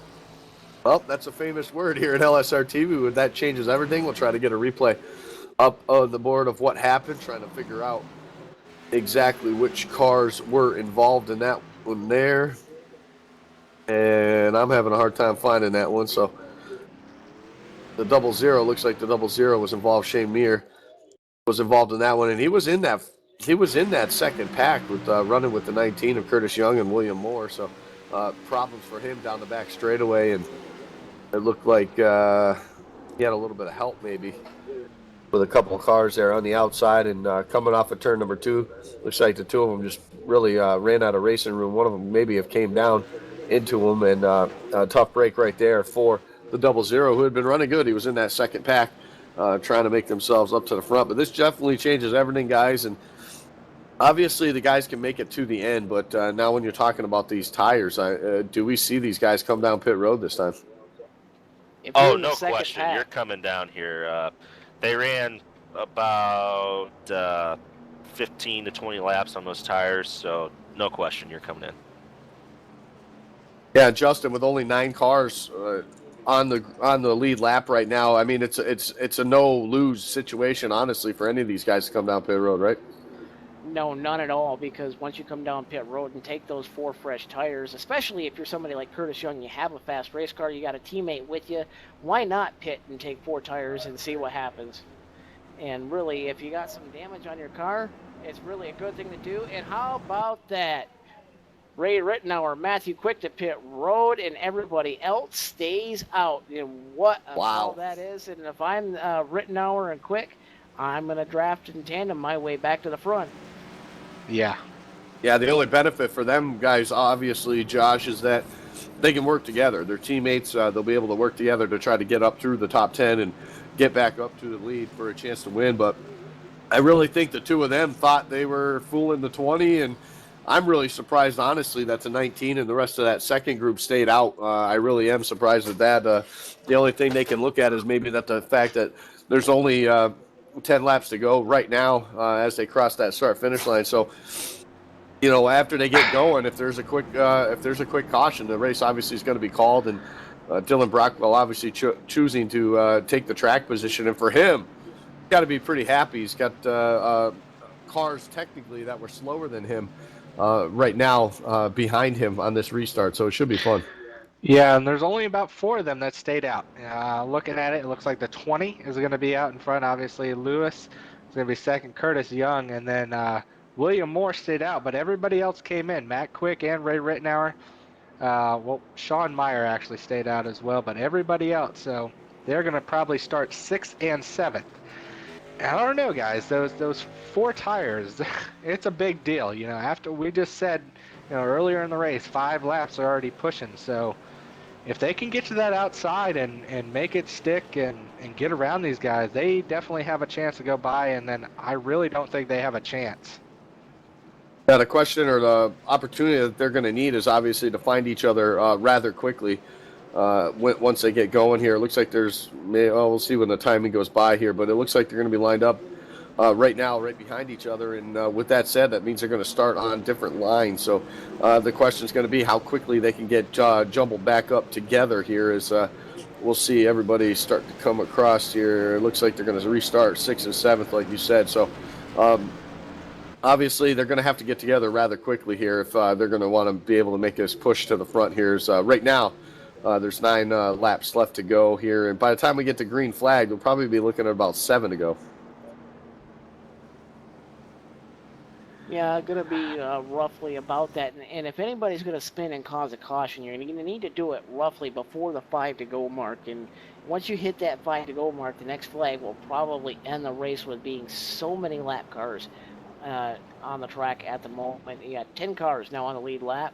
The 38 get the lucky dog this time around. That's going to put him back on the lead lap with his teammate, who's up in the 3rd spot, the 19 of Curtis Young, and you know, the 18 who was out for the longest time. He's back in this thing. He's got 4 fresh tires on that ride as well. He's going to restart roughly around the 8th spot or so. So really, you have to look at these guys with 4 fresh tires. Do you make that 3rd lane available, especially once you get rolling and up through the gearbox for what could be the final time? Normally, I would say that Dylan Brockwell would probably be a sitting duck at this point, but with the likes of Louis Salmaso, Curtis Young, and William Moore staying out also, and Sean Meyer, I I definitely think that that's given Brockwell maybe an advantage, or not so much maybe an advantage, but at least a little bit of cushion back to those guys that did decide to come down pit road here in the closing laps. And this time by, we're going to get 8 to go here. So 8 laps and ticking, and time's crunching. I mean, we come down to a 500-mile race, and you come down to the final 25 miles or 30 miles of this race, and you're looking at a few guys that, you start getting, maybe the nerves are up like they were at the beginning of the race trying to survive, and they've survived. They made it to the end here. Now the nerves are starting to amp up because they know the pressure is going to come for these, because everybody's going for that trophy and that big check at the end. Everybody trying to work the best payday they can possibly get. The winner gets $300, and the rest of the proceeds after the payout through the field goes directly to benefit Laura Lawson from LSRTV. Our fearless leader, the field, gets ready to fire them off just one last time. Lead cars on the lead lap going back in line. One car going to the end of the longest line. That's the 38 of Curtis Ayo. And he has to drop to, I believe, possibly then in the longest line. Not being shown the EOL for him being the lucky dog car. So he's really going to have himself in position to win after being out of it just a few short laps ago. Does he help the 19 of Curtis Young there on the bottom? And to be honest with you, I have to say, it's going to be anybody's guess what's going to happen, but I don't think we're going to finish this one underneath the green flag. Well, it's definitely going to be a possibility, and it's definitely going to be a possibility that we do see the caution flag one more time here.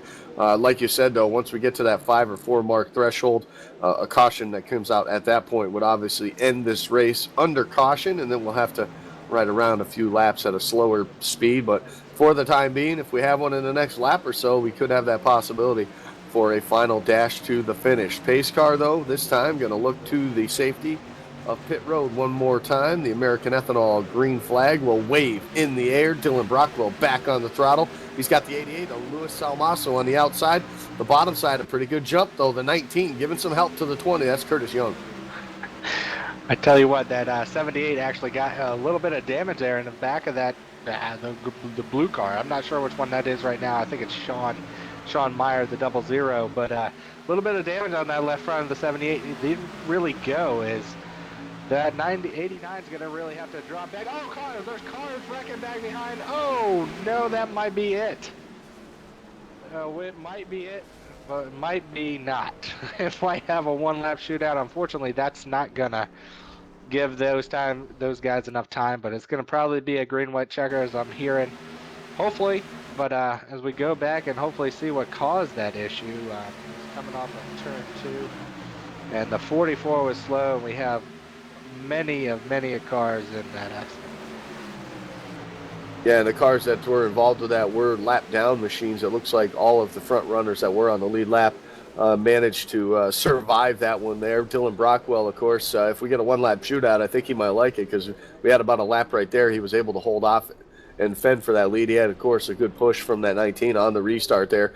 So as they make their way down the back straightaway and catch up to the pace car, we got 6 laps left to go. It'll be 5 this time by. Pit road's open, but guys, I'm pretty sure we've seen the last of the lead lap cars on pit road. Well, it could possibly happen that somebody from fifth on back may decide to, fix a little bit of damage. They're not going to restart too much worse than they already are. So really, if you get hooked up with somebody and really try to look to make that 3 wide possibly work and go around the outside, the side draft a little bit, you have to trust that the guys in the middle lane are not going to drift up there, especially the guys on older tires. So really, you really have nothing to lose, especially if you're towards the tail end of that. So if you're Mark Fravert or Eric Hawk, how about 4 fresh ones? And why not? Just give yourself the best possible shot at winning the Pit Stops for Hope.org 500. Absolutely, a $300 payday is in the works for the winner as well. And right now, of course, Dylan Brockwell's been probably the class of the field as far as laps led all day long here, leading the majority, well over more than half of the laps that we have run here of the 195 that we have completed here tonight. 5 laps to go. They crossed the start-finish line that time. They'll head back into turn number 1. Obviously, that go-around pit road was open to the lead lap cars, and next time by it would be to the lap down cars, and then we'll have to see the iRacing service when it decides to throw the lights off of the pace car and get everybody jumbled back up for another fantastic restart here at the end of this race here. And it's just amazing, guys, as we come down to the end. It looks like the 3 is going to get the lucky dog that time, Brent Rogers, so we can add $5 to his pocket for getting that wave around there in the lucky dog position.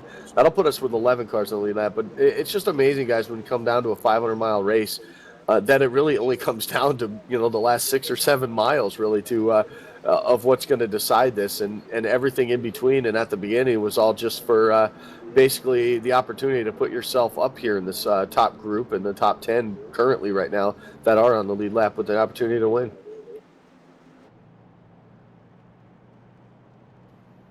If you're somebody like Matthew Quick, right now, you have a little bit of damage, but you have to push a teammate to the front. And really what's going to happen here is we really need to see the lights go off on lap 198. So if you get the 2 to green this time by, we will have a green-white checker because we will take the American Ethanol green flag on lap 199, leaving us a 2-lap dash here in just a moment. We'll give you that official word here in, like I said, in just a couple of moments here. Andy, I'm really looking forward to seeing what happens here. We noticed that the 78 of Rittenauer had some left front damage there on the restart, got into a car. He might not be able to win this on his own being out front, but if you're hooked up with your teammate, the 89 of Matthew Quick, you really could be, what could be the move of the race, because those cars in front of them, they don't have fresh tires, so you can really maneuver yourself around the racetrack as you see fit. Yeah, you're absolutely right. Obviously, the control car, Dylan Brockwell, will have the slight advantage on the restart. The 19, though, will be starting on his outside this time once they get everything all said and done. Then it's all a question of where Luis Samalzo and William Moore decide they hook up with. And obviously, running with the 19 regularly at the Domino's TYJ series, those guys probably would look to see them work together. And I really think, obviously, since the 24 is still not out there to help out his teammate of Dylan Brockwell, it's definitely put Dylan to the point where he's got to earn this thing on his own for the most part. I mean, he's going to have some help on the restart here, but he's got to have to make sure that 88 gets a real good start and gets on his bumper, because we just saw it right there after they exited turn number 2, that caution happened. And if anybody else is even just a nose ahead of that 20, that's going to obviously put an end to this race, and that obviously won't give the 20 the win. So this restart definitely for the opportunity for Brockwell to get this basically on his own. He's got to do it off of this restart, and then have to hold off 9 other hungry drivers that want to get the win also. So we'll keep an eye on that. Obviously on the restart, we'll see this time by here if the pace car will shut the lights off, if we will get that 1 to go signal, and we'll see if that happens right now. And you guys talked about Matthew Quick and Ray Rittenauer working together as teammates, running 5th, 6th right now. They're going to line up in that order, and like we said on that last restart, is it looks like we did get the 1 to go right there. Lights go off on the pace car. Everybody's going to double up now, and so we'll come back to the green flag on lap 199. Give us 2 laps left to go, and a 2-lap shootout, a green-white checkered for these drivers to figure it out. Obviously, another caution would end this race at that point, and I think for those 2 guys, Josh Quick and Rittenauer, the only opportunity they're going to have is they got to get hooked up right away, extremely fast here on this restart if they want an opportunity to win this thing. Yeah, and you got to think one other thing that's usually not on everybody's mind. There's a pretty big hefty purse up there, Andy. We're usually not dealing with a couple $100 to win, so usually just maybe a trophy or just a recognition there of how you do. But today you got $300 on the line up there for first place and a trophy, and increments down from there. But getting 1 spot increases your amount by $100. That's a lot. So I definitely see some iffy moves happening. These cars are all nice and friendly right now, and got some nice cars up there still, but I see checkers or records here coming. A couple $100 on the line, but here we go. Getting ready, final restart of the night, and bringing them down to that 20 car. Been up there pretty much all day. Yeah, they are bringing them down for the final time off turn number 4. We will get the green flag this time by working lap 199 when they cross the line. They'll get popsicle sticks in the air as the pace car heads to the safety of pit road. The green flag is back in the air. Dylan Brockwell, a pretty good jump. The problem for him right now, though, is the 88, unable to get that same kind of start. He's not on that back bumper. We got trouble. Those guys make contact there, the 19, and it looks like the 19 and the 23 make some contact right there. That's going to give that advantage that it looked like Brockwell didn't have. The 19 able to jump down behind him now as they race the top 5 guys now single file after turn 2. As they hit 4th gear for the final time. Into the super stretch they come. Dylan Brockwell still leading Curtis Young. Glued to that back bumper. Looking to the inside. Battle for the lead going into turn 3. Young tries to look to the outside. No drafting help for him. As they file out of turn 4 for the penultimate time. It's Brockwell to the lead. White flag in the air. 1 lap to go. As they cross the start-finish line, the one finger is up in the air. The white flag waves, and Dylan Brockwell takes the white flag. The energy starts to heat up as these guys battle back down into turn number 1. Still single file for the race lead. As they file through turn 2 one more time. You got to have the 19 of Young looking to the outside. The 88 of Luis Elmaso makes the first move. He's going to dive to the inside of Curtis Young. Battle for the lead. He's there, beating on the back bumper of the 20 of Dylan Brockwell. Looking to the outside. No dice for Selmaso. And here comes Rittenauer quick. 3 wide for 3rd. Who's going to get it out of 4?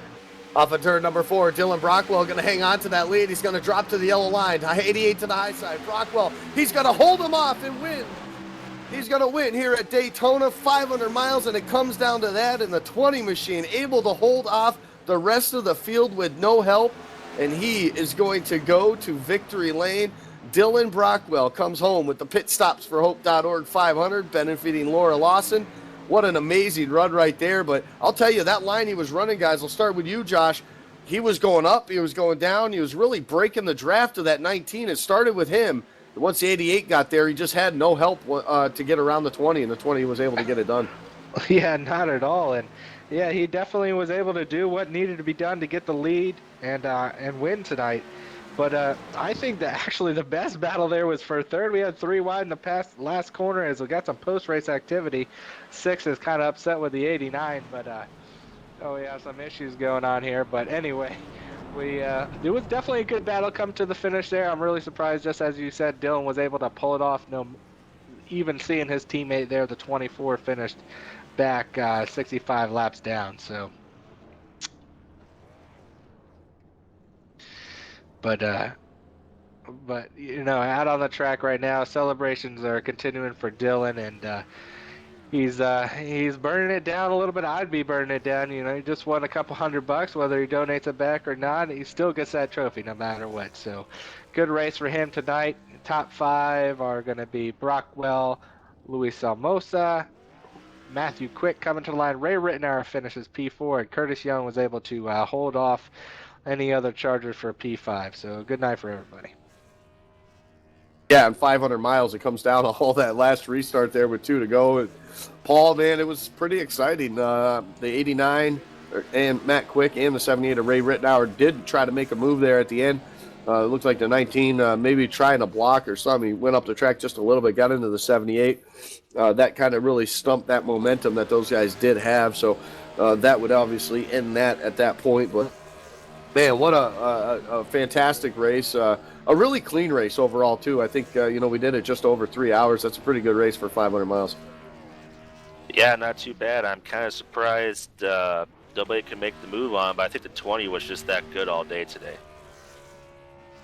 Yeah, the 20 was definitely the class of the field all race long. But we're going to take a moment to step aside, and we're going to try to catch up with our top 5 finishers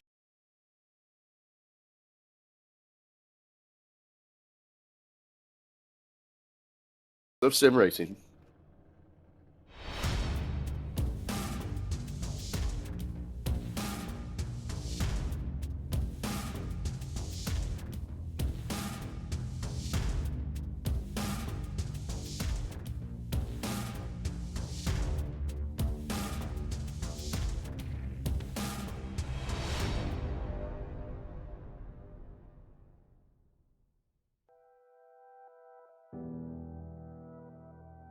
All right, so we got.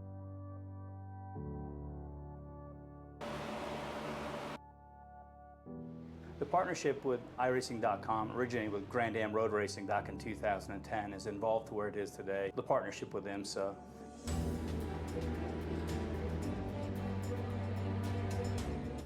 We launched the iRacing.com online sports car championship, which made sense on a number of levels for IMSA.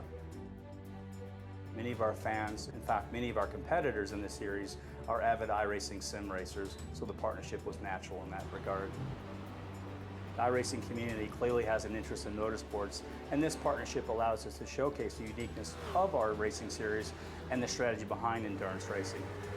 This is certainly one of the main goals of our partnership. Our partnership with IMSA is perfect. It makes sense on many levels. IMSA is all about sports car racing, endurance racing, and that's something that iRacing has to offer. Events that are exactly like you'll find in IMSA.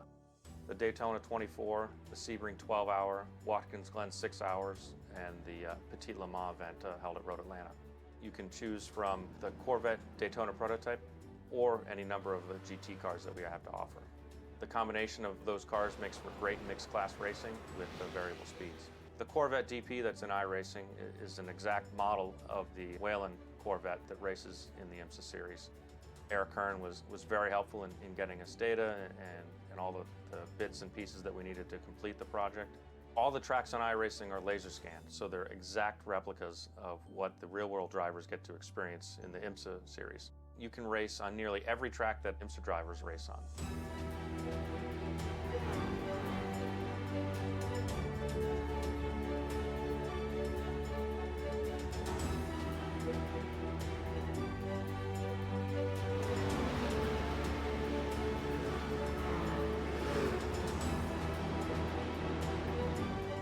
Every bump, every crack, every curb is exactly the same as what the real-world drivers experience.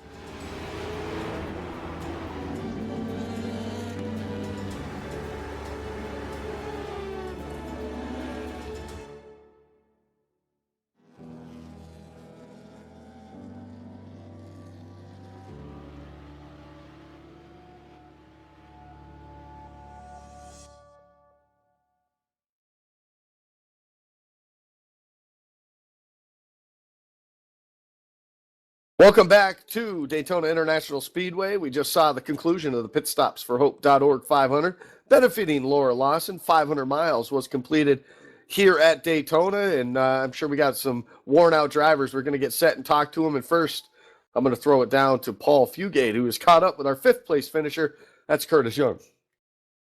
Yeah, I'm down here with the 19 car of Curtis Young, and Curtis, fifth-place finish for you today. How was it out there today? It was a long race, I can tell you that. I definitely thought, especially on that last lap, I was going to get a little bit better than fifth, but I pushed up coming out of turn 2, let somebody blow me, and then it's basically a 2-car freight train coming around the outside at the end. I think if they had another lap, they might have got the win, but fifth place is not too bad nonetheless, so. Yeah, you represented the Domino's TYJ Racing pretty good. Top finisher from that. Do you have any sponsors to thank? I'd like to thank my teammates Gary and Eric and Robert for putting this on. Laura Lawson for everything she does for sim racing. And you guys, the announcers, I'm sure it was a long day for you guys too. Yeah, it sure was, but you guys put on a good show for us. Good run for you. Now I'll send it over to Josh, who has our fourth-place finisher. That's actually myself. I know me and Josh look kind of alike, but I am down here on pit road with the 78 of Ray Rittenauer. And Ray, talked to you many Friday nights here on LSRTV, and you came in here in a 500-mile race, a benefit to benefit Laura Lawson and everything she's going through right now. You come out of here with a fourth-place finish. You got to be pretty happy with that, although I know you'd like to win. Oh yeah, winning's always a plus. Had a pretty bad qualifying session there, and with the help of Matt Quick, moved up through the field and got me a fourth-place finish.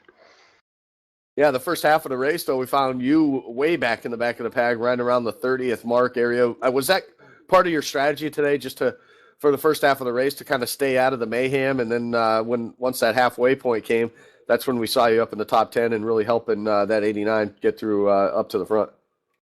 Yeah, once we didn't qualify up towards the front, the strategy would just stay in the back and hopefully not get wrecked. Well, it worked out for you, obviously, and you come home with a 4th place finish, and you still get a pretty nice payday for yourself in this race, and obviously it all goes to benefit Laura Lawson, and of course we all know what she means to the sim racing community, and of course the league that you run in every Friday night right here with the iSuper Speedway Series. So obviously sponsor shout-outs, Raymond, you know the drill. Who helps you get it done? I'd like to thank Matt Quick for all his help today. Everybody who donated for such a good cause, and you guys for putting on a good broadcast. Well, we appreciate it, Ray, and congratulations again. We'll see you next Friday night. All right, thanks. There he was. That was your 4th place finisher here tonight in the 78, Ray Rittenauer. And now I'm going to throw it up to Josh, who has caught up with another iSuper Speedway Series driver, the 89, of Matt Quick. Matt Quick down here, 3rd place finish tonight. Usual suspect that I get to talk to every Friday night, so this is nice. But coming home, 3rd place, gonna collect yourself $100 at least to start with. How was your night? Oh man, it was pretty crazy up front. I'm surprised I was able to stay up there a little bit. I'd been getting teammated all race long, and I was getting a little tired of it. So I don't think I did anything shady, but I held my line. So we'll see what happens. Yeah, I think we all know what you're referring to, the wreck there with the 24 coming off of turn 2. You definitely had a nose there, and we could see the frustration from up here in the booth. But good day for you and your teammate there, Ray Rittenauer, and was able to get up there and challenge at the end. It seemed just like the cautions didn't fall right for you after going down and getting those 4 tires. Yeah, I'm kicking myself now for getting those 4 tires, but the last 2 cautions killed us. I thought if we were in that 4-car train, we had it to go. I mean, we had the moves. Either Ray was going to get it or I was going to get it. And Ray had the cleanest car, so I was going to push Ray. That was the whole plan throughout the deal. And then we had that late caution, and we decided to get tires. And I thought,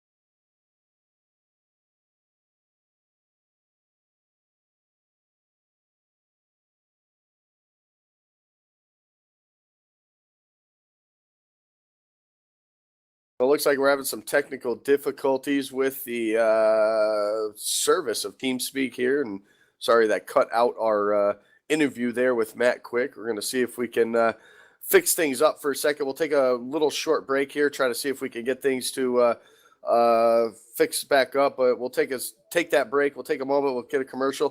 We'll try to get everything switched up and the way it needs to be, and hopefully we can continue our interviews of our top 3 drivers. We'll do that. We'll be right back right here on LSRTV and iRacing Live.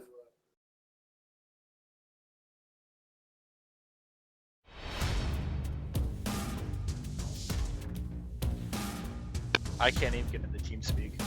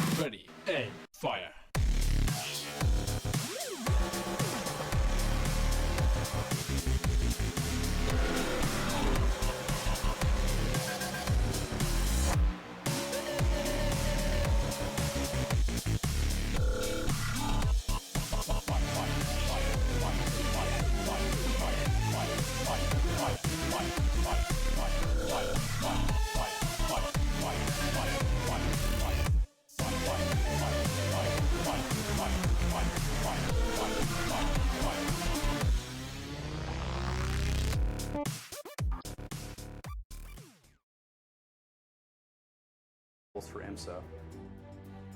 Many of our fans, in fact, many of our competitors in this series are avid iRacing sim racers, so the partnership was natural in that regard. The iRacing community clearly has an interest in motorsports, and this partnership allows us to showcase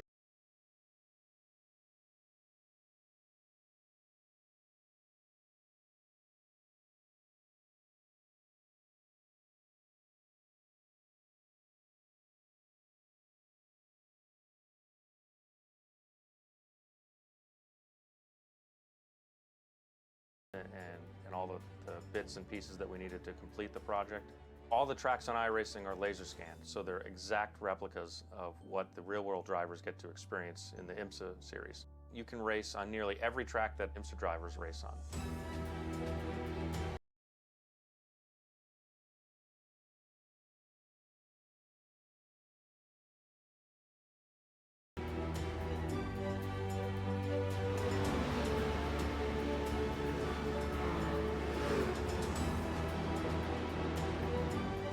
Every bump, every crack, every curb is exactly the same as what the real-world drivers experience.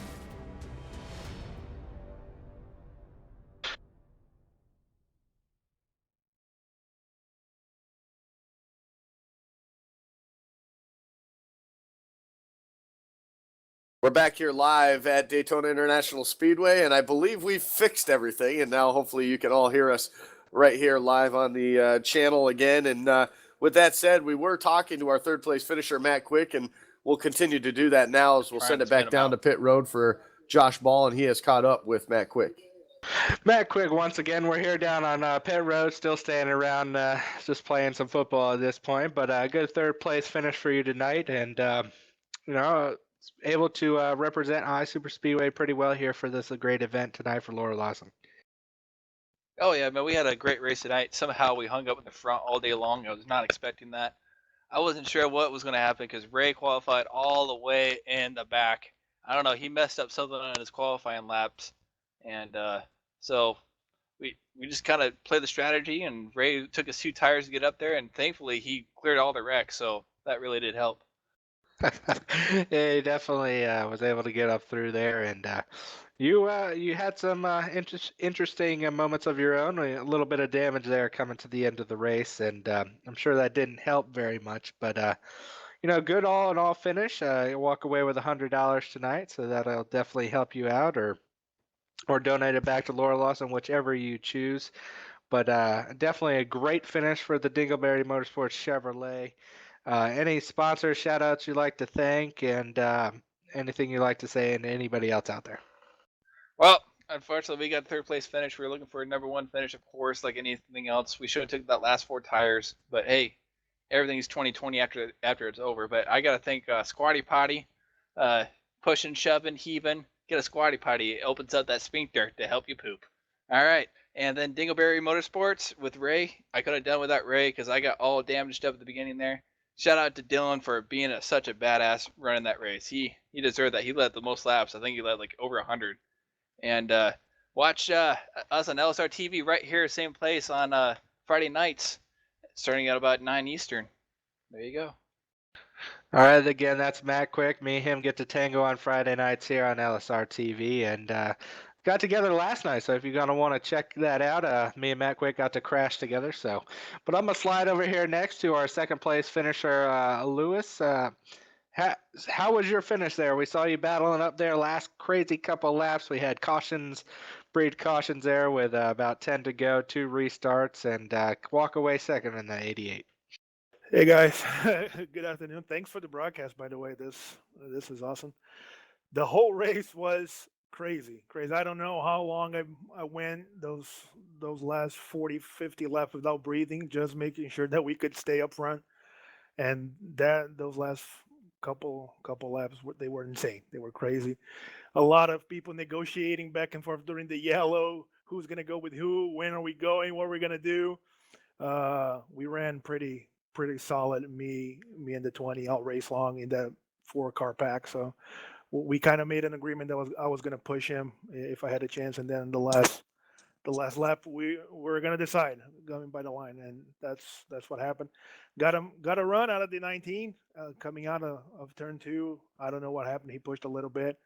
That was my cue to go, and yeah, almost made it, but I was not gonna do anything to ruin the end of the race to spin the 20 around. I tried to pass him clean. He blocked, and that was it. I'm really proud of the race, of the finish, bringing this I Race for Awareness number 88, second place. Such an important race, such an important cause.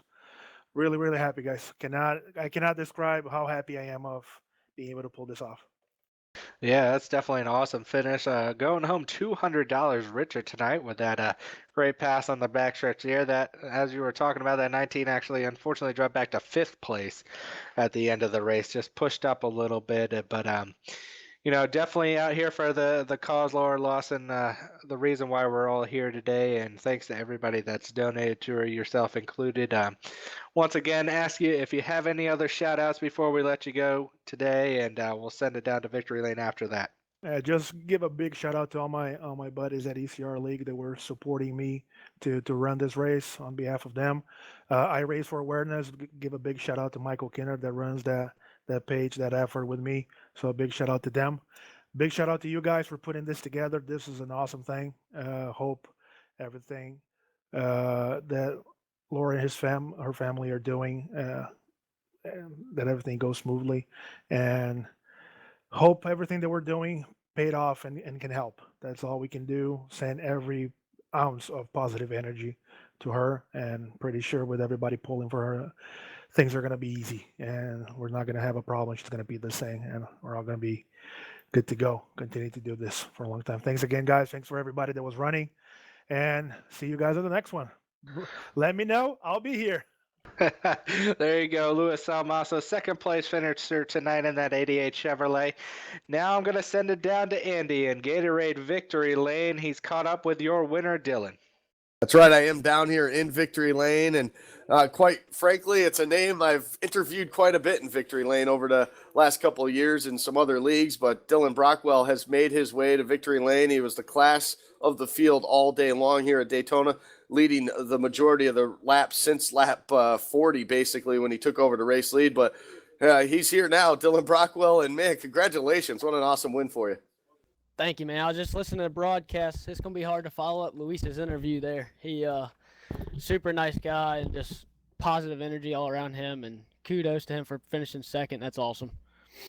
Well, I'll tell you what, you had one of your teammates there, the 24 car, Colin Bowden, up there with you all race long, and it seemed like the two of you together was just absolutely impossible to get around, and obviously an incident in the later half of the race with him put him out of contention, and you found yourself up front battling a bunch of guys, some guys teammates, some guys not, but you were able to hold them off, man. There was just something about the way you were driving off the corners, kind of breaking up that draft. You really found the way around this place, and didn't really give, in my eyes, anybody any bit of a chance there to get around you at the end. Yeah, I really got to thank Colin. We had this whole thing planned out for a couple weeks now, working good together. We were very committed. We were just team. It was just team effort all around. And then once he got junked, I don't know. It was tough, but I knew I had to be out front because I knew if I was second or third, I didn't have any help behind me. So I just tried to get out front as fast as I could, and then hope to work the pit stops to keep myself out front. And everything just fell into place. That green-white checkered kept Matt and his teammate from making their way. They probably would have gave me a better fit with fresh tires like that. So it was just everything worked out my way, and it doesn't happen often like that, but it's a beautiful thing when it does. Oh, it absolutely is. And now I'm going to pass the mic over to Robert McFarland, who put all this together to benefit Laura Lawson. And Robert, we thank you immensely from everybody here at LSRTV for everything you've done over the past few weeks to put this whole thing together. And quite frankly, it came out, I think, pretty awesome. I think I wouldn't change anything about today at all. And I think you have a small presentation for our winner here today. Yes, I sure do. First of all, want to tell you you're very welcome for this. I had an idea 2 or 3 weeks ago to put this on, and I just couldn't get it out of my head. So I went forward with the plan. I put it together. I had a lot of help along the way. I want to thank the good Lord for giving me the idea. And I want to congratulate him on the win. He drove a great race. He drove a couple of great qualifying races earlier a couple of weeks ago. I got a lot of shout outs. First of all, I want to give real quick, if I got time, I want to thank Marcus Potts for bringing Pit Stops for Hope on board to sponsor this race. Bobby Jonas Graphics for the pole award that he sponsored. I definitely want to thank LSRTV for all they're doing and iRacing for this community. There's a lot of guys and gals having a lot of enjoyment doing this, and it wouldn't be possible for iRacing and also for LSRTV. Of course, I can't leave out Domino's TYJ Racing and Domino's for sponsoring our leagues. And what Laura Lawson's done for this community is greatly appreciated. Also want to thank Haas Monster being on my car, State Water Heaters. I want to thank Ryan Steinacker, all the stuff he's done. And again, I want to congratulate him on this victory. He's a very talented, smart driver. Also want to thank all the other drivers who did donate. Thankfully, we've been able to put together some donations for Laura, which will hopefully help her with her medical bills. A lot of the guys in this race are going to redonate their winnings back, including myself, although I didn't win much in this race. I'm just happy to be part of it. But yeah, we've got a beautiful trophy that Chad Payne has spent many hours putting together. It's a one of a kind. You're not going to find this kind of trophy anywhere else in the iRacing community. You're not even going to find it in the NASCAR community. The real deal. And I wanted to present this to you.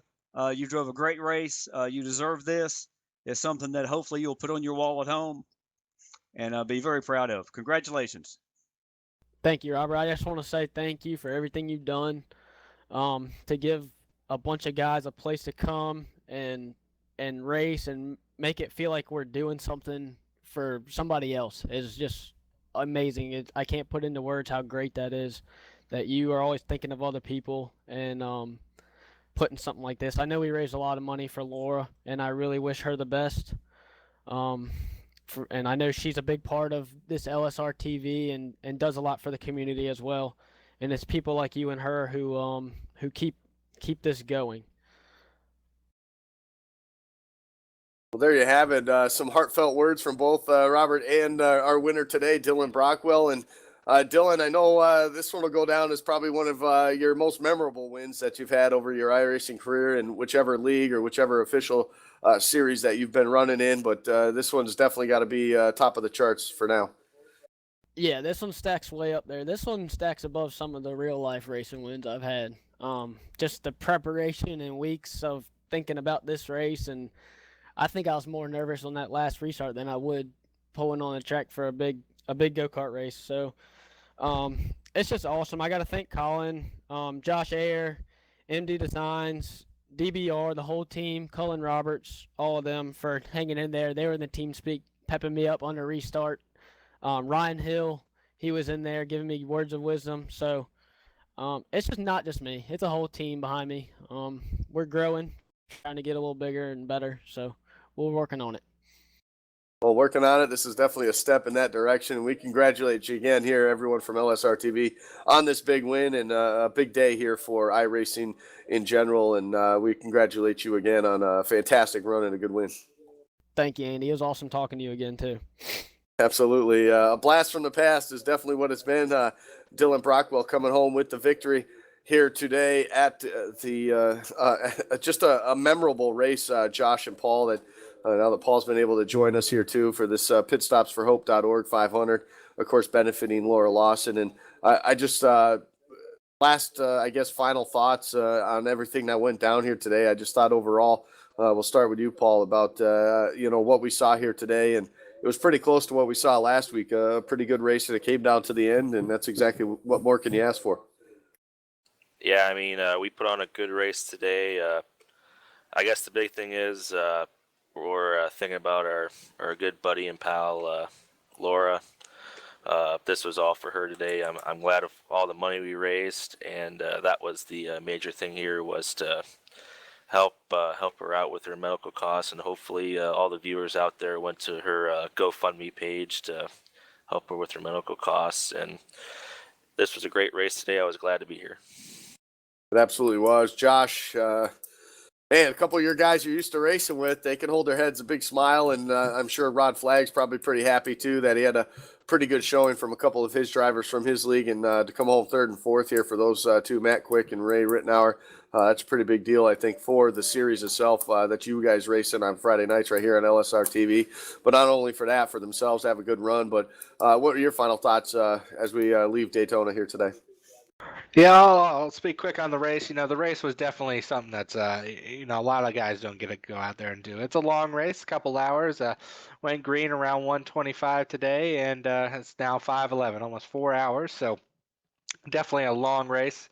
A lot of people don't really get to do that. So hats off to all those guys out there that were able to come in, and thank you for donating for Laura Lawson's cause. And we definitely have a great finish tonight. We maybe would have been a little bit better if we were able to stay green there. We had 8 cars that were pretty much probably would have went side by side. But again, thanks you for everybody that watched today and came out and donated for Laura Lawson to fight that battle. I've seen it pretty much a lot of times, and it's going to be tough on her. So all the support that everybody can give out there and donated and came out and raced and even just watched. Thank you. And to continue, we're so glad that here LSR TV is able to support all these different leagues and come out and broadcast and show the world that we can all join together for great causes. Even on video games that people don't usually say can do anything, we're doing stuff out here for somebody that we all love and care about, and that's going through a hardship. So thank you for everybody that came out and raced today, and Andy, that's pretty much all I got. That's definitely said enough right there, Josh, and I appreciate all that. I appreciate Paul, of course, always as coming into the booth and helping out, and it's been a real fun couple of weeks here on Saturday afternoons to get to call some of these long races with you also, Paul. So I want to do that, and real before we go, because I know we're running out of time. We've been on for a long time here over on the air, so I just want a huge shout out to a lot of racing leagues that are associated with us on our broadcast schedule, and all of them for having representation in this race, which was pretty cool. And there was a lot of guys, obviously, that aren't involved in some of those leagues that were in this race as well. And it was pretty cool to see all of them come out. And it was just a real nice mashup, I guess, of drivers, a lot of talented guys in this race today. But, of course, United Sim Racing, they're involved, RSR, Full Throttle, Cup Series, and, of course, all their drivers like Chad Cole involved in this race today. Ice Super Speedway series that you can see every Friday night here on LSR TV. Of course, Upstate, you see them on Thursday nights, along with the Domino's TYJ League. Ascors, who's just come aboard with us on Sunday and Wednesday nights, so you can watch them, and of course, everybody else that joined in this race. So I want to thank everybody involved, because it just shows what type of community we have here, and we can all come together at the same time and put on a fantastic race like this, a good broadcast, put on some good racing for everybody out there watching, and we can all do it for a great cause and our support to help Laura Lawson. So real quick, just a quick shout out to all the sponsors that helped make this happen here today, with Bobby Jonas Graphics with their Pole Award, the $25 that, of course, went to the 23 car of I can't think of his name right now. I'm looking all over the place for it. The 23 car here who started on the pole. He ended up coming home in the 9th spot. That, of course, was William Moore. And then, of course, all their other sponsors that were involved. Domino's, it couldn't have been done without their league and Robert McFarland and everything that he's done to put this all together over the last 3 or 4 weeks. Of course, the Bucky Burke Show, the pitstopsforhope.org, that was an amazing thing for them to come aboard and title sponsor for this race. And, of course, the Lions Club International. And I hope everybody will stay tuned and to LSRTV over the next couple of months, because as far as Laura battling what she is with lymphoma cancer, all of us here are still going on, and of course it's all for her, and we'll be on air, of course, all week long with our broadcasts. And you can keep up with us at online at livesimracing.com, and of course at facebook.com/livesimracingtv. And we just want to thank again everybody that was involved in this race, both behind the scenes and on the racetrack, and congratulate everybody for a great job and a job well done. And again, congratulations to Dylan Brockwell, coming home with the big win, $300 in his pocket, and a pretty cool trophy, like Robert said, that no one else can match anywhere across iRacing. So with that said, we're going to call it a day. We're going to call it a night, and we appreciate everybody that tuned in here on LSRTV and iRacing Live. It was the Pit Stops for Hope.org 500 benefiting Lori Lawson, and you watched it right here on LSRTV, the voice of sim racing.